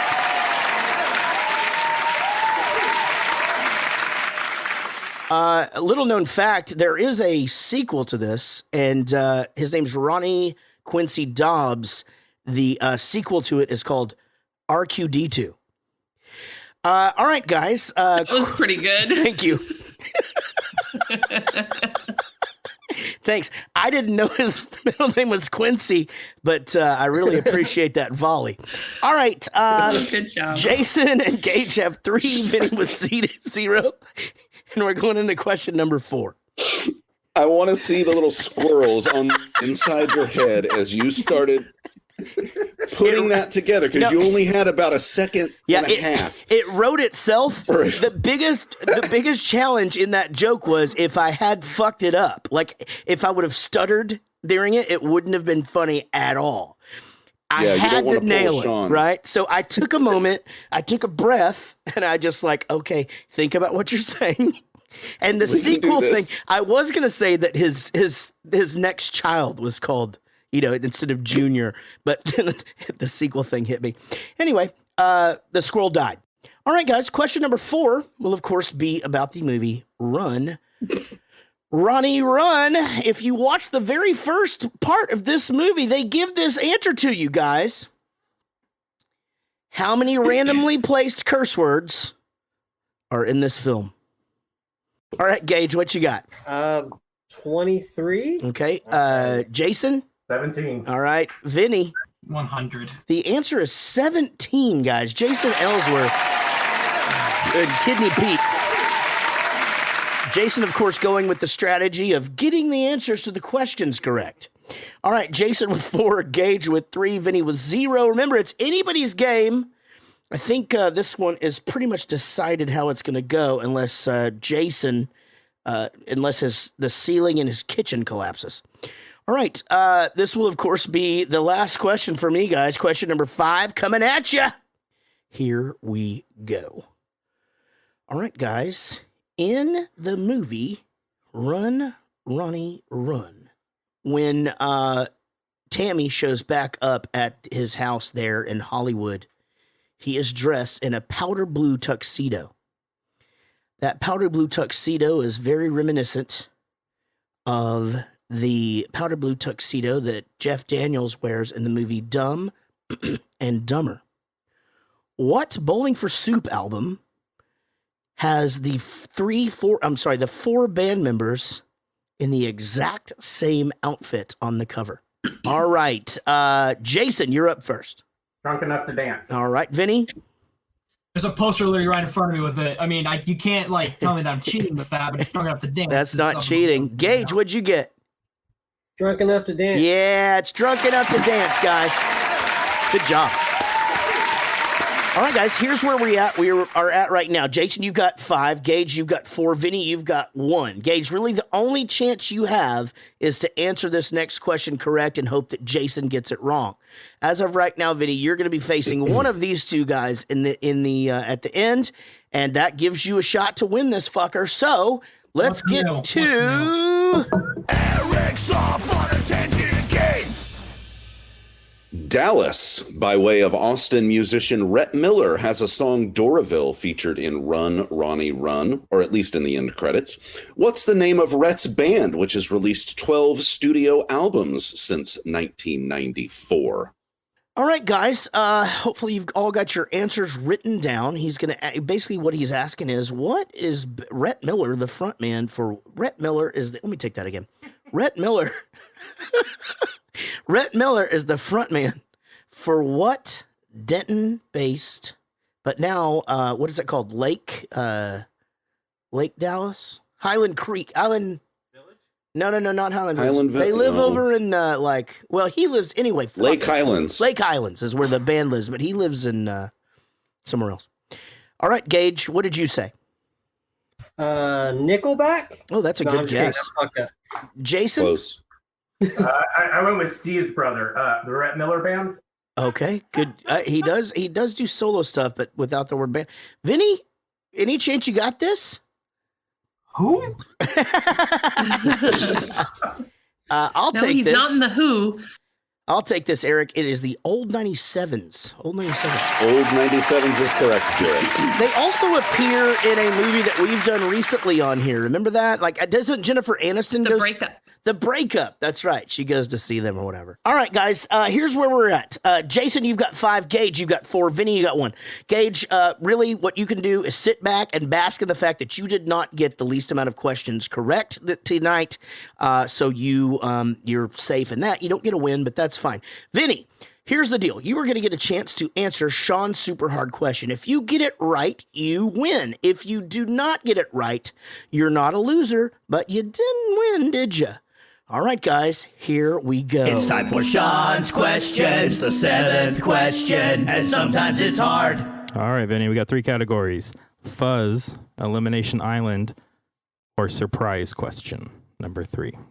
It's Christmas. Surprise question number 3. Okay, this one's off the top of my head. In the movie Run, Ronnie Run, there's 2 people that are in the movie that are also a part of a SNL type comedy show that back in the 90s. What's the name of that show? I almost asked a question related to this. I thought you were going to. Did you?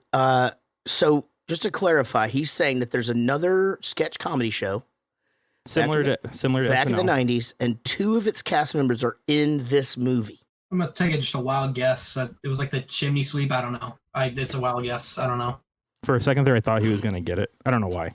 No, he's asking the name of the show, not the character. Yeah. What's the name of the show from the 90s? Fuck if I know. Damn. I thought you were going to get it, buddy. Kids in the Hall. Yep. Scott Thompson and Dave Foley. Dave Foley were in this. Well, Jason, you didn't need the goddamn tiebreaker tonight, and that's when it always works out for you. Congratulations on that win. You are 1 win away. Nope, you're not. Yes, from another participation. I got to get these fucking things sent out. You're 1 win away from fuck you. Hey, guys, great game. Vinny, like I said, it's great to see you. Gage, super strong showing there. Just he etched you out right there at the end. Surprise. And you know what, Jason, great game as fucking always. Y'all all take care of yourselves. I'm certain that I won't talk to you before. So Merry Christmas to you all, if that's your thing. If not, just happy holidays. And remember, we absolutely could not do this show without you. And we appreciate you so very much. So that and that's it, guys. So we'll see y'all soon, okay? Y'all be good. His name's Chow Chow, and he's here on behalf of the Make Your Last Wish Foundation. Picture! Peyton! Ronnie Dobbs! Ronnie Dobbs! Hey, Chow Chow, what's up? I'm sad. Oh, why's that? The doctor says I need special shoes for my fat feet so I can be like a normal kid and run and play. Well, hey, kiddo, no more tears, because Uncle Ronnie Dobbs is here. Tell you what, I'm going to go out in this world and I'm going to get everything I can get. I mean, I'm going to be rich, super rich. I mean, I'm going to be spending money like a chimp in a beat-off contest. Yeah? Hey, don't interrupt me now. So sorry. And then I'm going to get 1,000 pairs of special shoes. Put them in a big old pile and just burn them all. Mr. Ronnie. Hey, don't interrupt me. I done told you once. Now don't. So sorry. No interrupt. I'm going to go out and get a diamond crystal speedboat. And I'm going to paint it gold. I'm going to get so much pussy. But don't worry. I ain't going to leave you out, okay? You can get some. I'll get you laid. Don't worry about that. What kind you like? That's a tough one. Don't answer yet. Save it. Okay. Then I'm going to find the dude what makes special shoes and pay him not to make special shoes. Yeah. How about that? Ow. Damn, look at that. Ow. Again, that's sketch comedy. Like a monkey in a beat-off contest. Oh, guys. I lost my shit during that scene. I'm so glad that you pulled it. Because I got big feet. Oh, it's so so sorry. Well, Scott Thompson, and so this is our second guy, I think, so far from, because I skipped one, but if you guys ever got into Kids in the Hall, which the bits you would know are crushing you. I'm crushing you, you know. How can you be walking around while I'm crushing your head? You know, I'm talking, yep, exactly, crushing your head. And what's funny is that that's one of those things that show installed into culture that probably most people who do that joke don't know where it came from. I knew where it came from. Did you? Mm-hmm. Good. Because of my mom. Not a girl. Well, I like the Kids in the Hall bit when little nephew finally confronts uncle and says, I want to talk to you about what happened when I was 5. And the uncle's like, what? And he goes, about the molestation. And the uncle's like, I never molested you ever. And he goes, I know. Was I not cute enough? You know? Oh, no. And just really tears him a new one about how he never took the opportunity to molest him. The uncle's just sitting there like, what the fuck? When Scott comes, and what's funny about this is the Scott Thompson character on there was really gay. And, you know, they would play that up or whatever. They have one episode where they're just like, hey, guys, I need to talk. Hey, Scott's not gay anymore. And they're like, what? Hey, yeah, seriously, Scott's not gay anymore. And they have this whole episode about, you know, trying to figure out why Scott's not gay anymore. Why was he not gay anymore? Well, probably because he leaked some information. I think that's what happened. He leaked some information from the CD cabinet, code red, and they're having a meeting. They're like, guys, numbers are up. You know, more people doing this, but you know what? Yeah, tell our leak to get back in the closet. Yeah, back in the closet, ladies.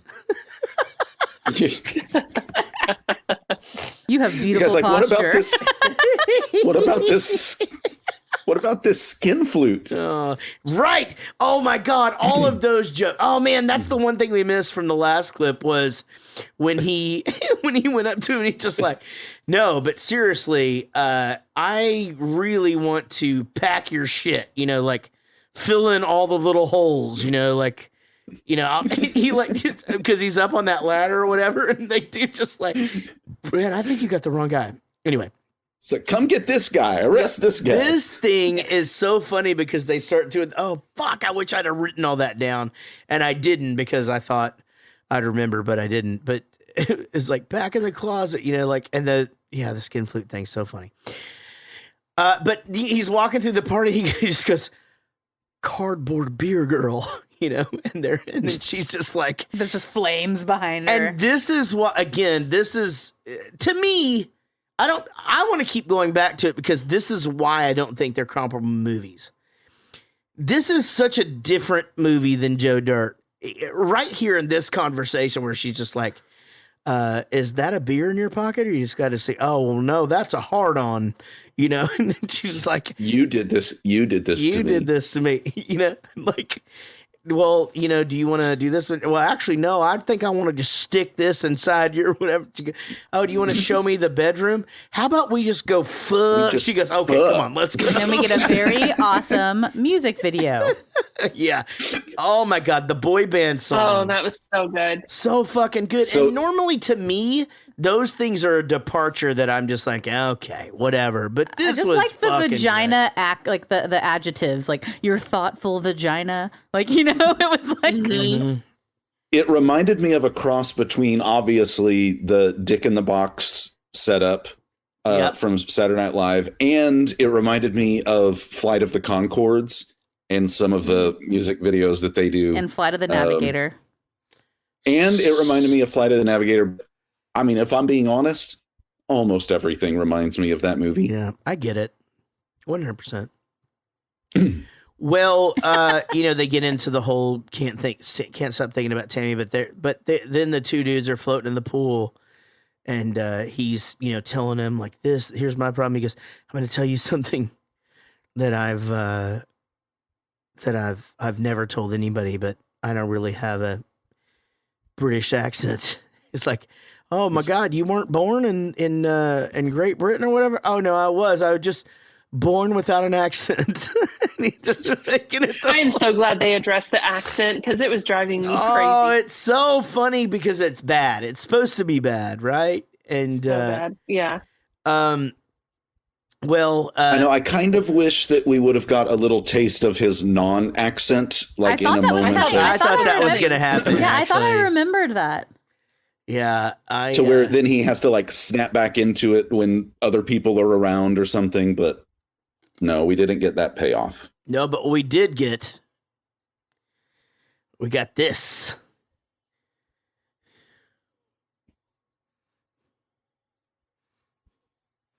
I'm talking about a montage. I told Casey. I said, "Man, it sucks that everybody's not coming in because we had so many cool opportunities for take one on this.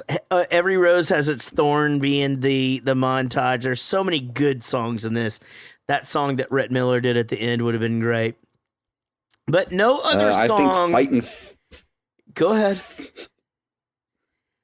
I mean, I would have chose Fightin' Fat Kid if it was up to me. So good. God, that was so good. I've seen this movie 100 times, and because we watched this with like subtitle, like I'd never fucking noticed that before. I have to tell you that to me, the best part of the entire movie, because I just absolutely would have never seen it coming, was Mandy Patinkin as Ronnie Dobbs in Ronnie Dobbs the Musical. And for those of you who don't know who I'm talking about, he is Inigo Montoya. You killed my father, prepare to die.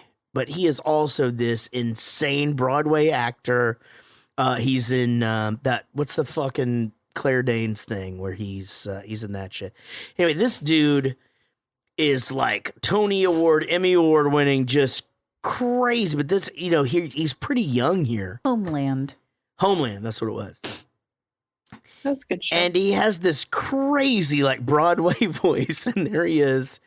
And it's so good. It's so good, and it's ridiculous. And then he y'all brutalizing no, me. No, that was shite. And he goes, "You're right.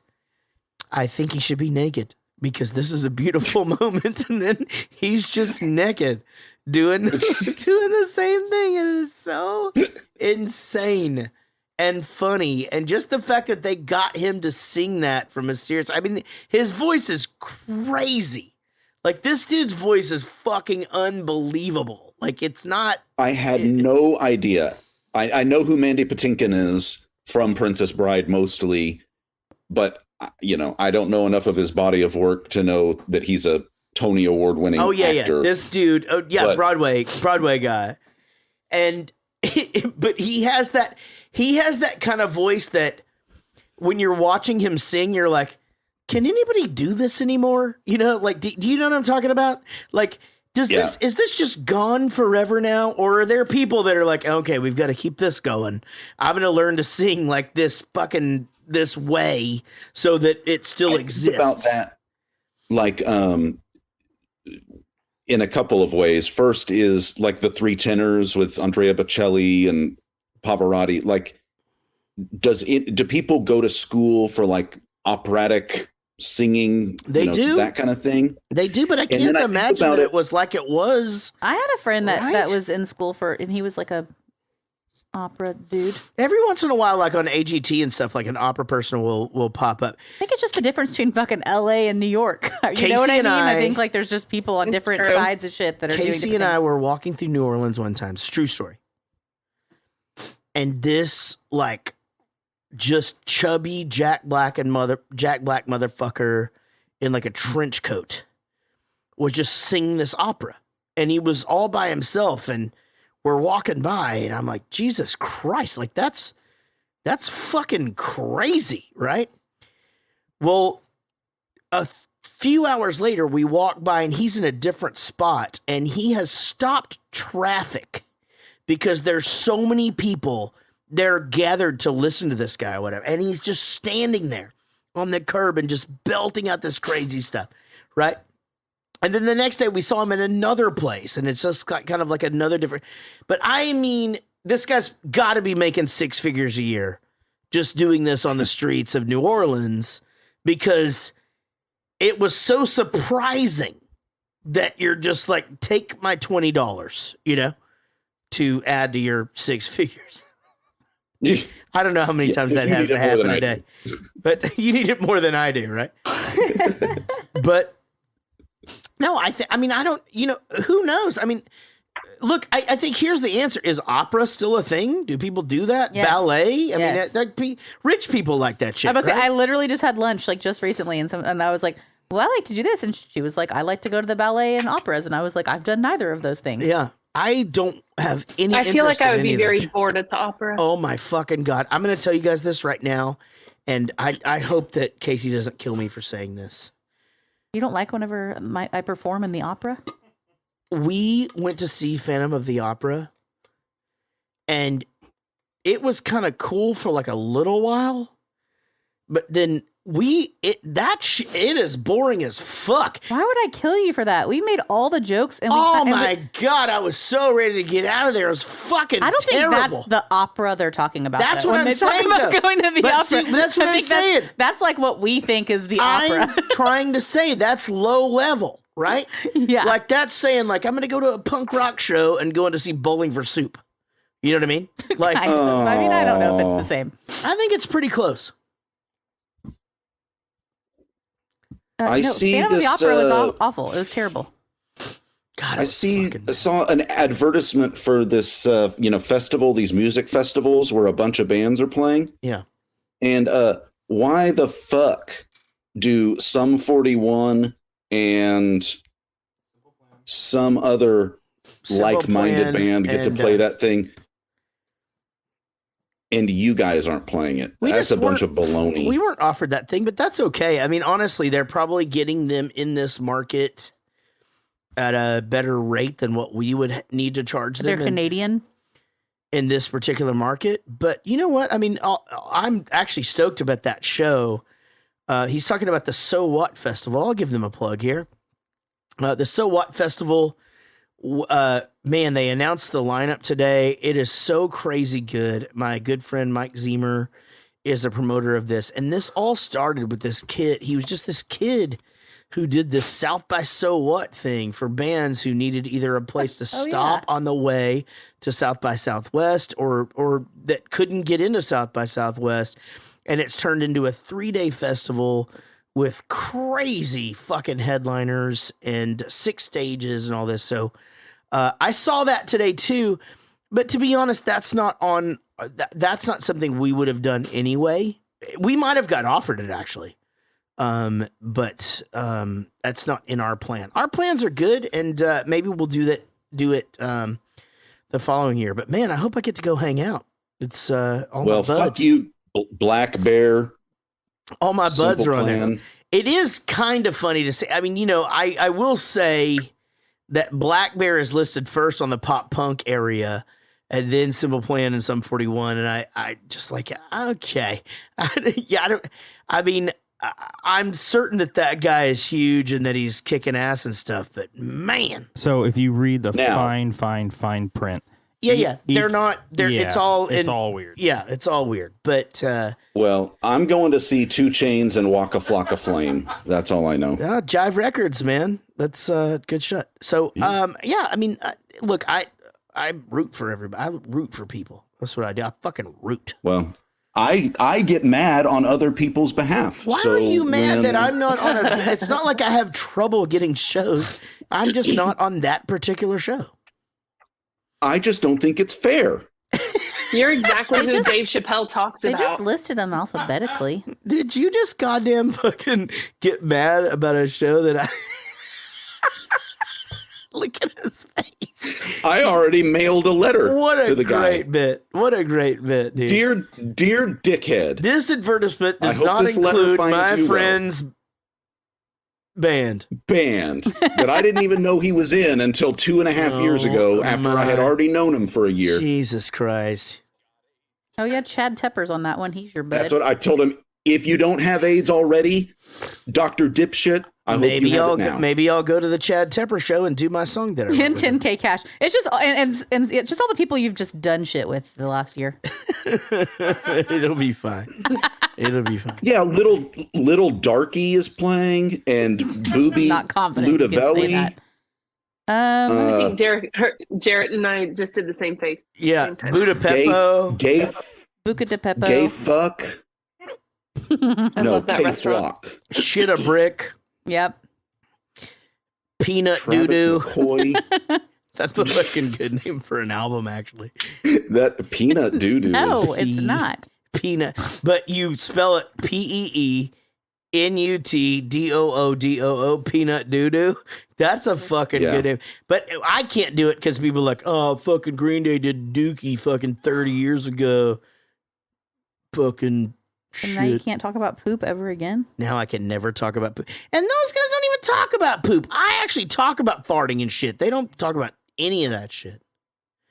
Clip, Sean. God, this whole thing looks so boring. What does Ronnie want? I think I got it. I want to love people. And I want people to love on me. And I want pecan pie.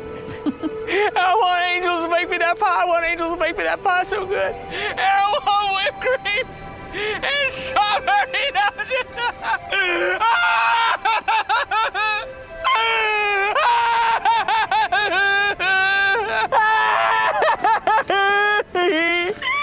I'll tell you what I want. Harry, I thought you was in New York. Yeah, well, a lot of people think a lot of things about New York. I want... Hey, he didn't pay. It's $1,500 to say what you want. Stuff it! I want the old Ronnie back. Tanya and Kyle tell me you've become a vegetarian and you haven't drank with them in weeks. Oh, hey, Tanya, Kyle, fucked up dog. Oh, hey, Clay. Hey, sorry about that spinal thing. It's okay, Ronnie. I was drunk too. That bit, I swear to God, it gets more crazy and just as good. Is us as a cast when we walk in on a random Tuesday night to do a podcast and you say, yeah, guys, I'm going to take it easy tonight. I'm not going to drink or anything. And then we're just like, here, drink this. Have this one beer. And then everything's right as rain. Wheels come off. And you're here until midnight. Right now, I got you at 10:30, and we're already in the middle of. We got 2 more clips. You're golden. You're the golden child right now. I wasn't complaining. I understand that, but I also know that when you say shit like that, you sort of mean it. No, not at all. I was saying 100%. We try to encourage you to drink more. I encourage me to drink more. Yeah, I encourage her to drink. Do it. Sometimes we encourage each other to drink. So, it all very. You know what? Everybody in this room has encouraged everybody else in this room to drink more, except Sean. I had one. True. You got encouraged to drink more, or you encouraged somebody else to drink more? Get your microphone, dum dum. We charge that thing every fucking Tell week. everybody both, but with the hard L, like you said. No, I was saying I had a beer earlier. I was saying he did have a beer tonight, guys. If all three of us do it, we don't know who's the real me. Both. Both. Oh, that's true. Both. Both. Both. What were you gonna say? I already said it. He said it. What? I said I had a beer. I know, one beer. I didn't tell you to do that. Are you talking about both of these? Okay, turn your mic back off. All right, so Jeff Goldblum is fun, and I loved that whole thing where he goes around the room and who was that comedian that it was that girl in 24? Is that who that is? Which girl was it? And she has She a was comedy in something. She has a comedy special out now, I think. Yes, she was in 24. And she has a comedy special out now. Mhm. And she did this thing. I know this because I'm on Instagram. She did a full comedy show in her garage. She's in Dude, Where's My Car? No audience. Anyway, she's got a good repertoire. She's one of the Zoltans. I don't think so. Zelmina. Oh, is she one of the Zoltans? I don't know. Who the fuck's Zelmina? That's interesting. So what's her name? Mary Lynn Ridge. Oh, I said Mary. I wrote down Mary Lynn. Crazy. Jeff Goldblum is so good here, though, because he's like, I want my money back, and I want to have angels give it to me, and a gnome and a hobbit or an elf, sleep at the foot of my bed, and because he's fucking with them, right? It's really, really funny. I thought that was a good touch to just have like a voice. But I want my money back. But I still want my money back. I thought that was funny. But yes, this is what happens. They basically they show up to get him. They give him some beers, and he starts to drink. He goes, "Oh man, I got my beer goggles. I can see clearly now." You're trying to tell me that doesn't sound like you, right? And then I had a friend that we couldn't. Whenever we go out, she gets super dressed up, and she would always wear these like fucking sky high stilettos, which I am just always been like a flat-footed bitch that wears flats, and I can't handle it. And I go, I don't know how the fuck you do that. We're gonna be walking up and down the street all night, like hooking and doing whatever we had supposed to do. And she just go, it's fine. You just got to get your feet drunk. And I was like, that doesn't make any fucking sense. And then she'd like wobble around like a baby, and she'd get drunk, and all of a sudden she's dancing and running around. Just got to get your feet drunk. Man, tequila makes her clothes fall. Anytime I did have to wear a 1.5-inch kitten heel that looked like a fucking Walmart princess shoe that I can barely walk in. If I get my feet drunk, I can do it. I love that you're just out there hooking. I just said walking the street, and I went ahead and said the joke before one of you guys. You have to do that on this show anyway, So hook, prostitute myself. Yep. So this fucking scene with Jack Black on the roof doing the kick to the cunt is just so good. And the fact that they do the whole thing and then he just goes, yeah, I mean, it was actually cut for time, not content. Like, this is part of Mary Poppins in the first place. Oh, it's so good. I wish you guys could have done that for a take one. Yeah, I agree. I think we owe... Maybe we should do a stage it at some point and do some of these missing ones that we should have done. Now, Ronnie is taken in. Finally, they get back to home, and he's got to either be electrocuted or injected. And he goes, or I tried to get him to let him get me jump out of a fiery airplane into a shark tank full of poisonous razor blades. It's like, no, we don't have to do that. Yeah, we can't let you can't do that. Right? Oh, yeah, they're just going to electrocute me. Yeah, they're just going to electrocute me. And then he's just like, all right, man, I'll see you in hell. Hey, do something bad so I can see you in hell. Yep, don't have to worry about that. Man, so good. So fucking good. Jonathan, take us to clip 5. Good evening. We have confirmed reports that the son of Governor Hark Trellis has been kidnapped. The kidnappers have demanded the immediate turnover of TV superstar Ronnie Dobbs. We now go live to That's it! Shut up, you illiterate butty beans! Get him out of here! Out the door, through the window! Get him out of here! Out of here! Unhand me, you Harry Hill folk! I'm trying to watch this! The lucky boy. I'm trying to see what's unlucky boy, is being held hostage by approximately 4 gentlemen. Gentlemen? No, try terrorists. Stupid tongue, sorry. 4 terrorists who are demanding the release of a prisoner named Ronnie Dobbs from Georgia's death row, a swank, luxurious place of enchantment. What did I just say? This tongue of mine, it's all twisted up.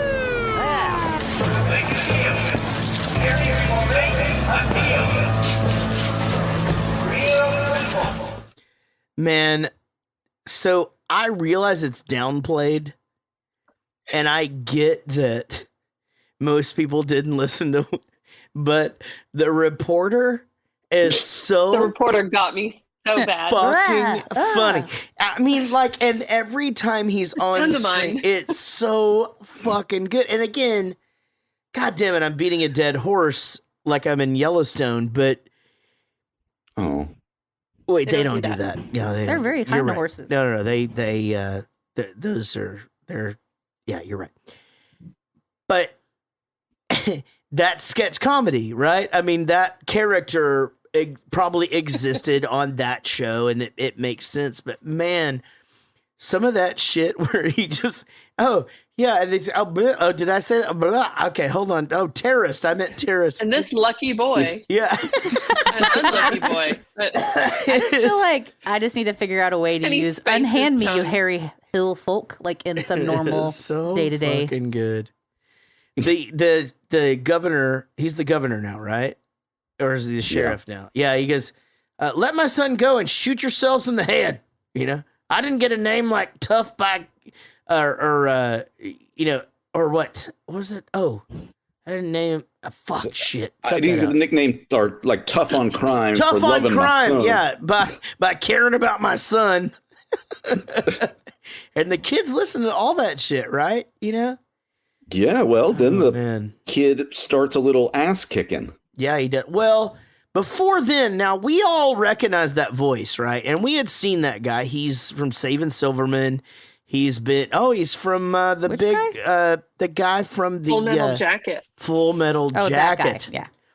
Who, if I'm not mistaken, ball through a water hose. If I'm not mistaken, that guy's a real drill sergeant. Is that right? That was Bob Ross. He's real dead. Who became an actor to play in Full Metal Jacket, but he's done a lot of comedy. I have an ear out. Okay, the Full Metal Jacket that I saw was way different. Yeah. You saw JACK IT. Yeah. Yeah. Was the soundtrack and just awesome on it? Yeah, just as hot as the original. But man, my fucking joke was so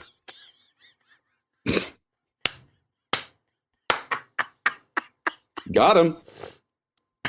Got him. Okay, go ahead. With what you were saying. I'm sorry. No, that was it. I didn't recognize him from that movie. No, anyway, he was on that Survivor thing, and then you recognize his voice from the deal. And anyway, apparently these cannibalistic game show people are pissed because the network pulled their show, as soon as Ronnie Dobbs got on there. So they were pretty quick to just give up on their fucking demands and eat the kid. He goes, "We had to make a goddamn canoe out of the fat guy." It's like they just packed us up and left us there. It's like, yeah, I could use a snack. God, it's so fucking funny, man. Well, I'm not sure. I think definitely the top 5 laughs of the whole thing is where he's just like, man, I don't know which way to go with this or whatever. And you think he's like deep in thought, and it's for his last meal. And it's like lobster, steak, yada, yada. And then it's just like waffles, cross out, corn dogs, cross out, waffles, crossed out, corn dog. Okay, waffles. It is. Well, he gets out and he's still mad about those waffles. Yeah, he's like, where are my waffles? You know what's fucking crazy to me is that I don't actually remember how good waffles are until I have them. And then I just don't eat them for a long time. Yeah, it's weird that like there's just people out there that just eat waffles often. Yeah, I mean, god damn, they're so good. I don't know why I don't just eat waffles. There's like the household like that's like the rom-com family where like there's like an entire breakfast spread on the table every morning. Every time. And the kid comes down, puts something on his plate, takes a sip of orange juice, then leaves. Yeah, and they go right to the bus. They never fucking eat the food. No, nobody ever eats any of that shit. That mom kills everybody in that house one day. I know. And that's every television show too. Like, it's so frustrating. Just eat the fucking stuff. God, it's such a good breakfast. There's so many things you could take with you too. You know, you can fucking wrap up a bagel. A waffle. Why be weird about it? Yeah, you could take a waffle. You could wrap up half the breakfast in a waffle, make a breakfast sandwich, put it in a paper towel, or as Eric would say, a paper towel, and just head to the bus stop. You know? But if you're not hungry, you could just stop and get a Coke. Oh, sometimes people just drive through and have a Coke. Now, this kid does start doing some Matrix shit, and that song "Ass Kicking Fat Kid" is so fucking good. But you got that he knows it because of that video game he's playing all the time, right? Yeah, 100%. He's like, you're never going to learn nothing playing those video games all day. And he gets him free play the whole time, and he figured it out. Yeah. Well, this is where we get going here. He goes, the United States Marine Corps taught me to kill a man in 6 seconds before they kick me out. Let's get it on, sweetheart. And he's got to fight him. And, anyway, the kid beats the shit out of him, hits his dad in the throat with a shotgun butt, and just goes, I got demands of my own. So Ronnie gets a pardon.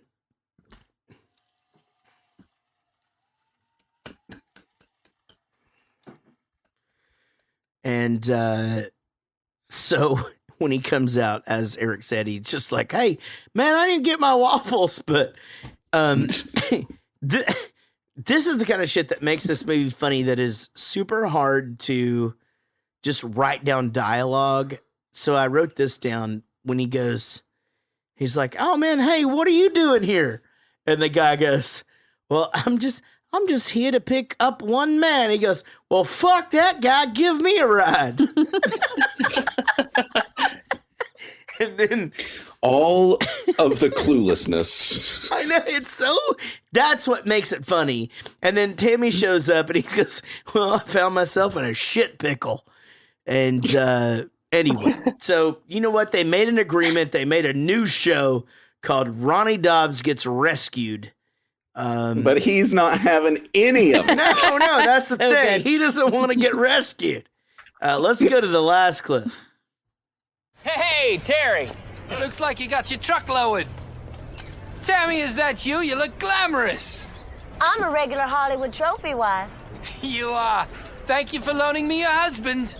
Well, as long as he's not getting arrested, it's okay by me. I feel like I'm ready to party. I got lungs to steal. All right, Clay, I heard that. Uncle! Oh, hey, little dude. You never guessed. I got my special shoes. I don't give a goddamn. Come on, Chow Chow.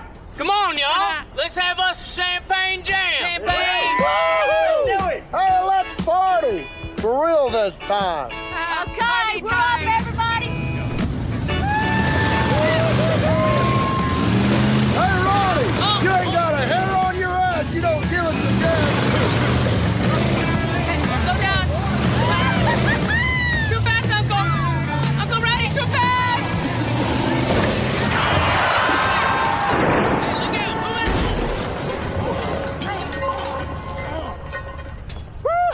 Woo, dog. That was a nasty right turn. You guys okay? Hey, y'all all right? Uncle Ronnie, you broke my special shoes. Oh, man.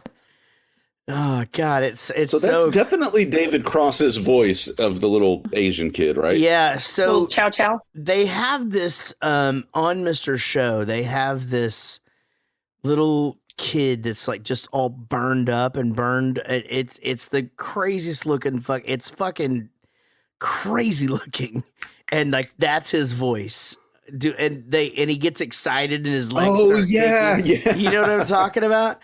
And his Yes. legs start kicking and shit. And so I think this is a play off that to make it, more like into an actual movie, because the guy's like on live support and he gets excited. He's just like really burned and it's fucking crazy. But very, very funny. I gotta say, Casey, what a great pick.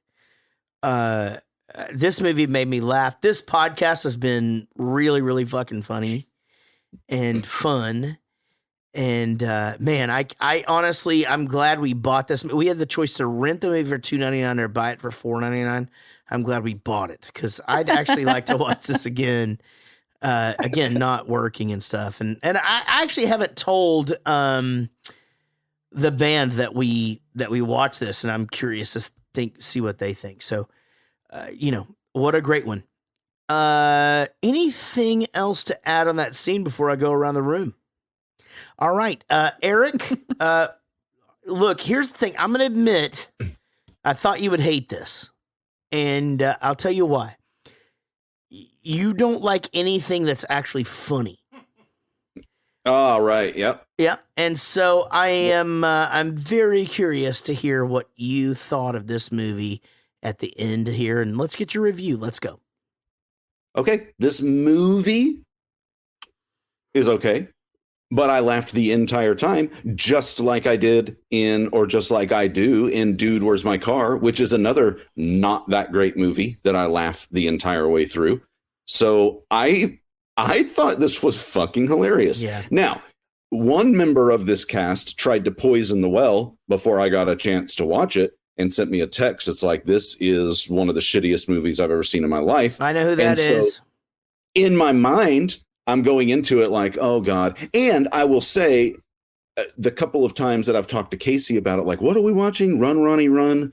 What is it again? Oh, it's got David Cross and Bob Odenkirk. And I'm like, well, I love those guys. So on one hand, I'm going into it like predisposed to like it because I like both of those guys from multiple things. On the other hand, I've got someone telling me that it's one of the shittiest movies they ever saw. Can it be both? It can, and that's okay. So here's the deal. If I were going to try to recommend this to somebody, it's just like, do you have 90 or 86 minutes to kill and you want to laugh your ass off? Then watch this movie. And if you don't want to laugh your ass off for less than an hour and a half, then don't. What the fuck do I care? But I thought it was really, really funny. Yeah. Gosh, that's crazy. I wonder who it was that texted you. Let's go next to Amy, who again, I was a little bit on the fence.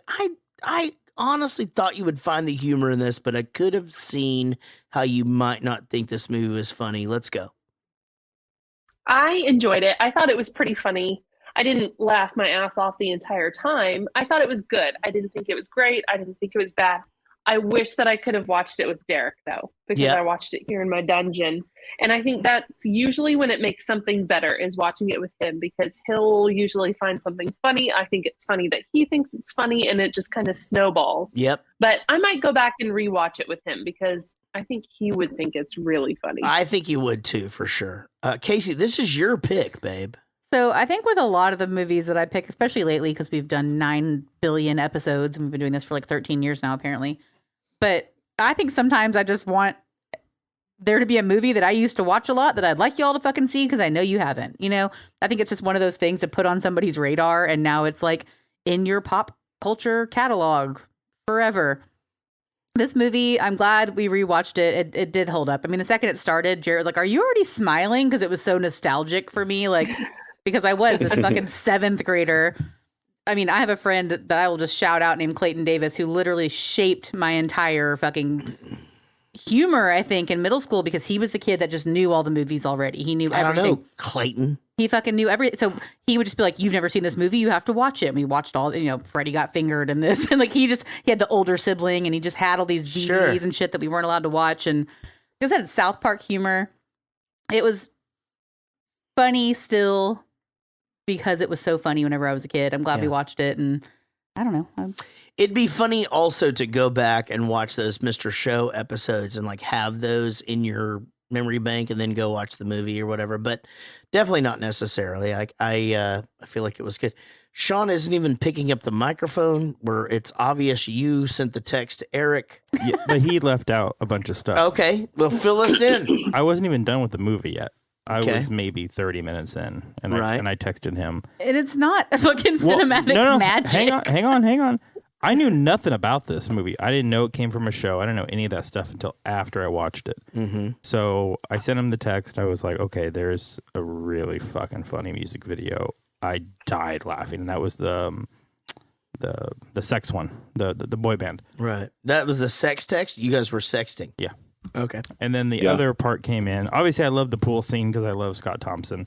Then the other music video, I'm like, oh my God, are there more of these? Right. So I loved the music videos. And yeah, obviously, Chow Chow, those parts were funny.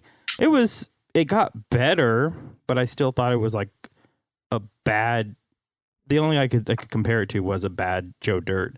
And at the end, that's when I started researching like for my trivia questions, and I found out it was a show and all that. And I was like, shit, I wonder if I should have watched the show, if that would have helped. When I sent him that initial text, yes, I thought this was the fucking worst movie we have ever done. But then afterwards, I was like, man, maybe I do need to watch it. Maybe I need to watch a couple episodes of the show and then rewatch the movie. So I'm open to it. You know, that interesting point. If, had you never seen Reno 911, no, is that it? Reno 911, and then watched that movie without any context, would you get it? That movie was a piece of shit, though. But I get what you're saying, oh my though. God, I love get that what you're fucking saying. movie. Let's goddamn do that movie. That show's back. No. I'll watch the shit out of I that definitely movie. didn't go into this movie thinking like 100% everyone's going to love this. I was like 50-50 split. I'm surprised, Eric, that you liked it. I really am. I mean, maybe like the take, the videos and stuff. Amy, you're a toss up. Like Jared always says, like your humor is so random. Yeah. And sometimes there's things that you love, things that you could compare, and you'll like one and don't like the other. It's also like where she watches the movie and with who, whatever. She watches a lot of stuff by herself. And I think that to me, I don't think, especially comedy movies, are as good by yourself. Because again, I've said this 1,000 times on this show. I don't laugh out loud when I'm by myself at anything. I mean, it takes so much to make me actually laugh out loud. You laugh on the toilet all the time. Okay, but again, I'm watching. Okay, well, that's different. That's watching Donnie Baker. Hey, man, this is Donnie Baker. But I will say that the music here, like him, we didn't even talk about him just breaking into the song randomly, like something to sell, and just. I wondered if everybody panicked at that point. Like, is this a fucking musical?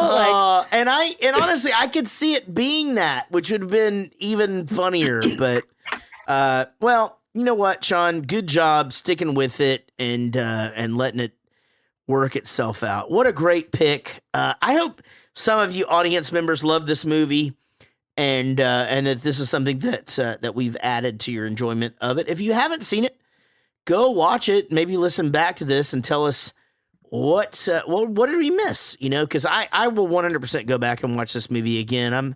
As I said, I haven't told Bowling for Soup that I watched this and I'm certain that Chris Burney is going to be like, "But you should have fucking watched that a bunch of years ago," and then fuck with me about it. So we'll see what happens. I'll fucking screenshot it if he does. Eric, here's the important thing. How can people connect with us? They can go on the internet. Okay, I thought you were going to be like, "Well, I'm glad you asked," and then do like the thing where you're like, "Podcast good," but that's fine. Well, I was. I just thanks thought for you would sharing. play along, Shifty Novak, Mickey Fournay, Emily Ebbing. Let me take that again. Emily Ebbing, Jason Winstanley, Christopher Daniel Heaton, Jared Mealy, Russ Kirkpatrick. You could get your ass kicked just like one of those stupid Limp Bizkit bastards. Robert Howell, Joey Anthony, Heidi Bastain, Woody Chambers, Greg Lee, Joey Bishop, Annie Rection.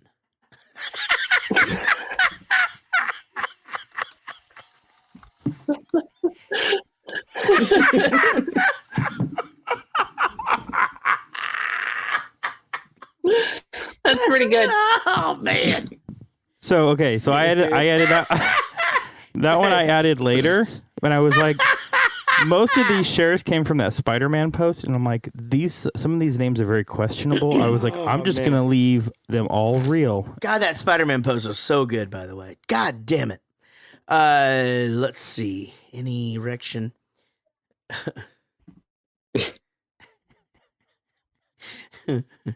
David Kendrick, Chris Pulse, Simon Rogers, Barry Ferguson, Clay Baker, Kyle Ashton Ingram, Robert Howell, Jay Palladino. Thank you guys so very much for tuning in to this podcast. We are called Jarrett Goes to the Movies. This has been a great time. We'll see you in 2022, which is down the road.